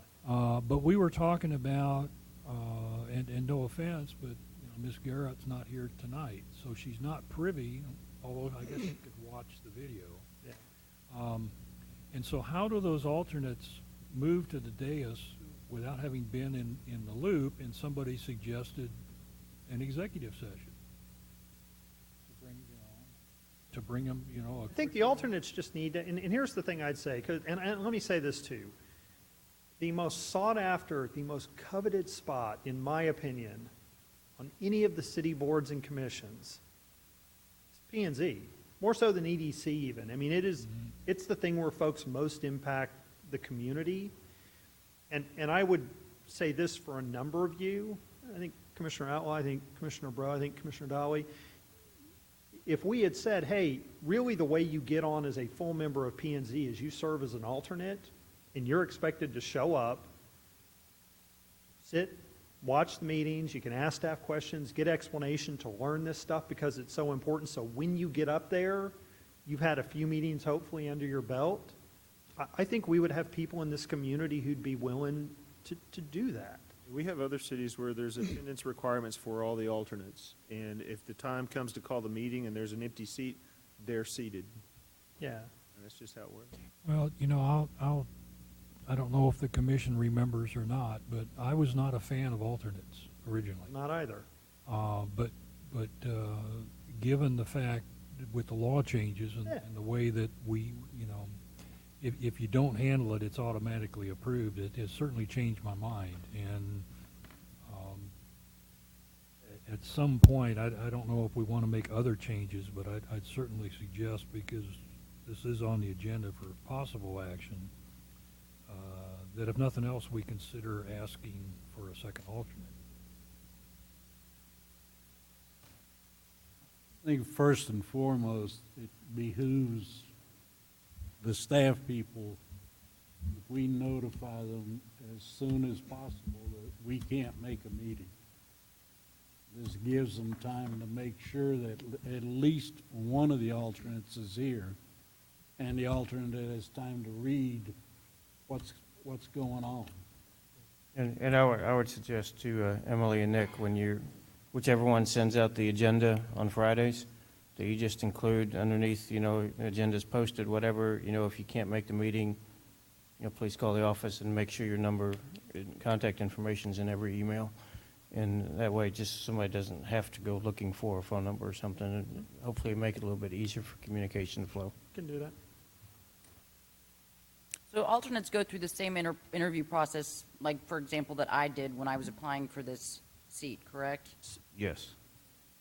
They typically do. I would say the caveat is if it's a mid sort of year thing, at times they don't necessarily make all the candidates go back. If it's somebody they know, they'll communicate out with the folks who sit in. Well, what we've done on the interview committee is we sit down as a group. There's a couple council members, a couple other people.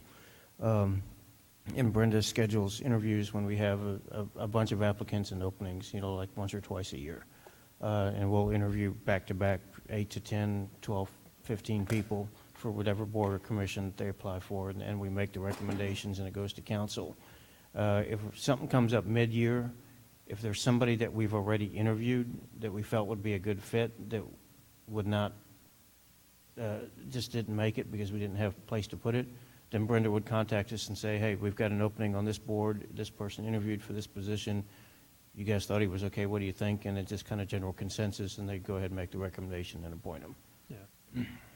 I kind of like the idea that you brought up, that if you want to be sitting up here as a permanent member, that you've got to serve as an alternate. I know that that would have made the transition Yeah, for me much easier. hugely different. Just, you know, knowing what's going on and that comfort level, I was petrified. Yeah, that Just first, seeing that how first many- night, we threw you first into the year and a fire. half. Yeah.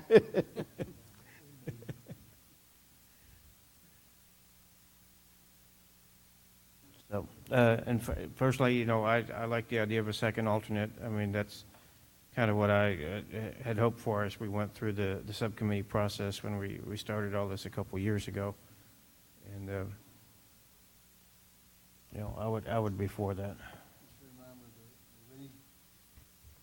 And we don't have alternates is because of our legal department.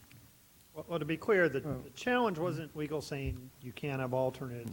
It becomes this issue of how we use the alternates. how we whether they use them sit and on how the they dais, whether participate, sit in the yes. audience, not being able to attend exec session. So then if they sat up there, they chime in with the thing that we said, don't say this in exec session.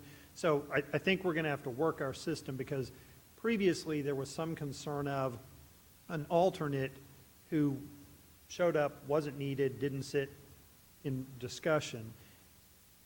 And if you recall, that was the issue that created before. So I think, again, it's just changing expectation and saying, hey, if you really want to be on P&Z, you got to participate as an alternate, put in your time, and then, you know, we turn over periodically commissioners. You know, and executive sessions are pretty rare. Pretty rare. In the 8 years I've been up here, we've only had 2, and one of them was for Amazon, and the other one was for another issue.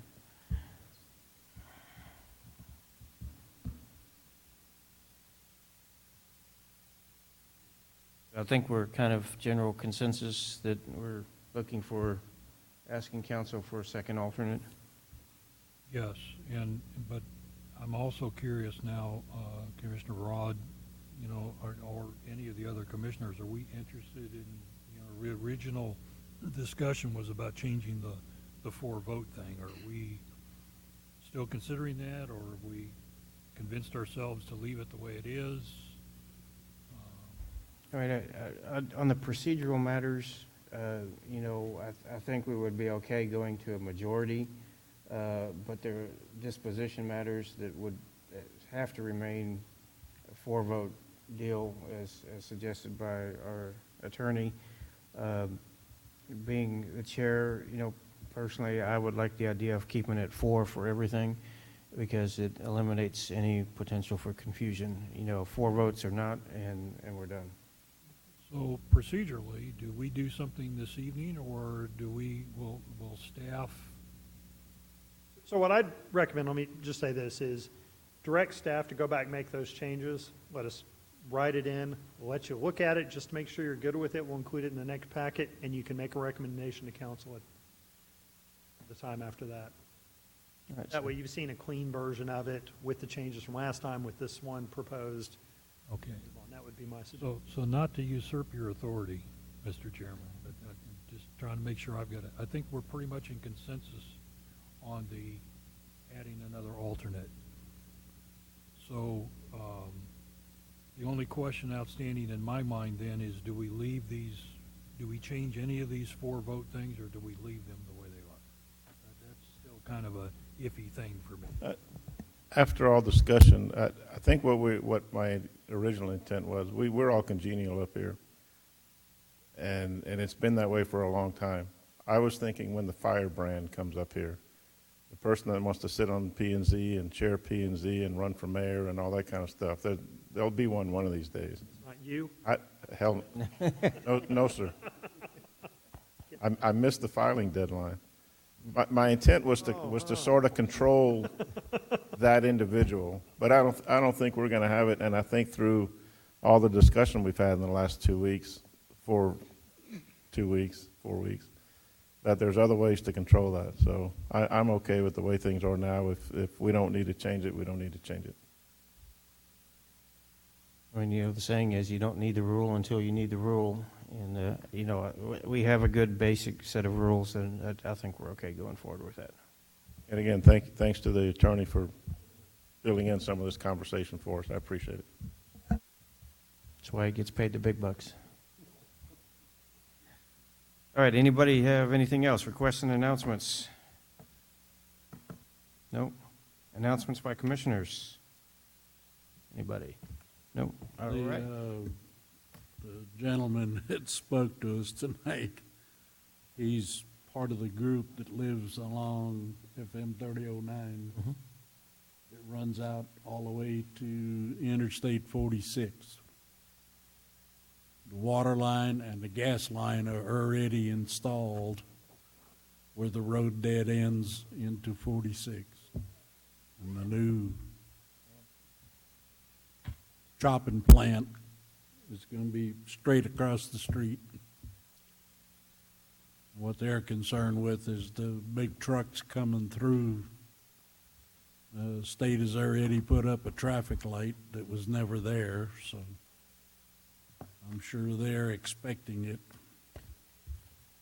But Mrs. White also lives on the corner of 3009 and 46. So she is seeing what's going on. I don't know what good it'll do, but anyway. I'll give you one. I went to the Guadalupe Blanco River Authority meeting this past week where they informed the public that their decision stands to drain the lakes. And for all those folks up and down this county who have water rights out of those lakes, they may be being affected. I don't know the answer to that, but that is something that's going to come since they decided to sue, and they were in court all day today. All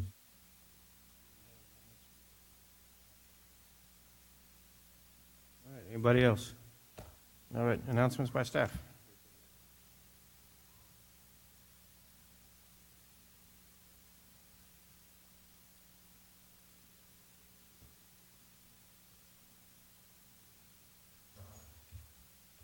One quick site plan. So this may look familiar. This site plan has been in the works. This was actually one of my first projects, so it's been in the works for a long time now. So this is the Sherwin-Williams on 35, so 35 Mid-Cities. So the Sherwin-Williams that's currently constructed. And then you may have seen that there's actually some construction activity happening on the adjacent property. It is a proposed 40,659 square foot hotel. It has been this proposed layout the entire time. It's been approved. They're now coming in for an amending site plan. The building used to kind of jut out like this as like another little office area. They've decided to come in and just remove that. So they are doing the amending site plan for that. That's it. All right, anybody have anything else? All right, meeting adjourned 8:12.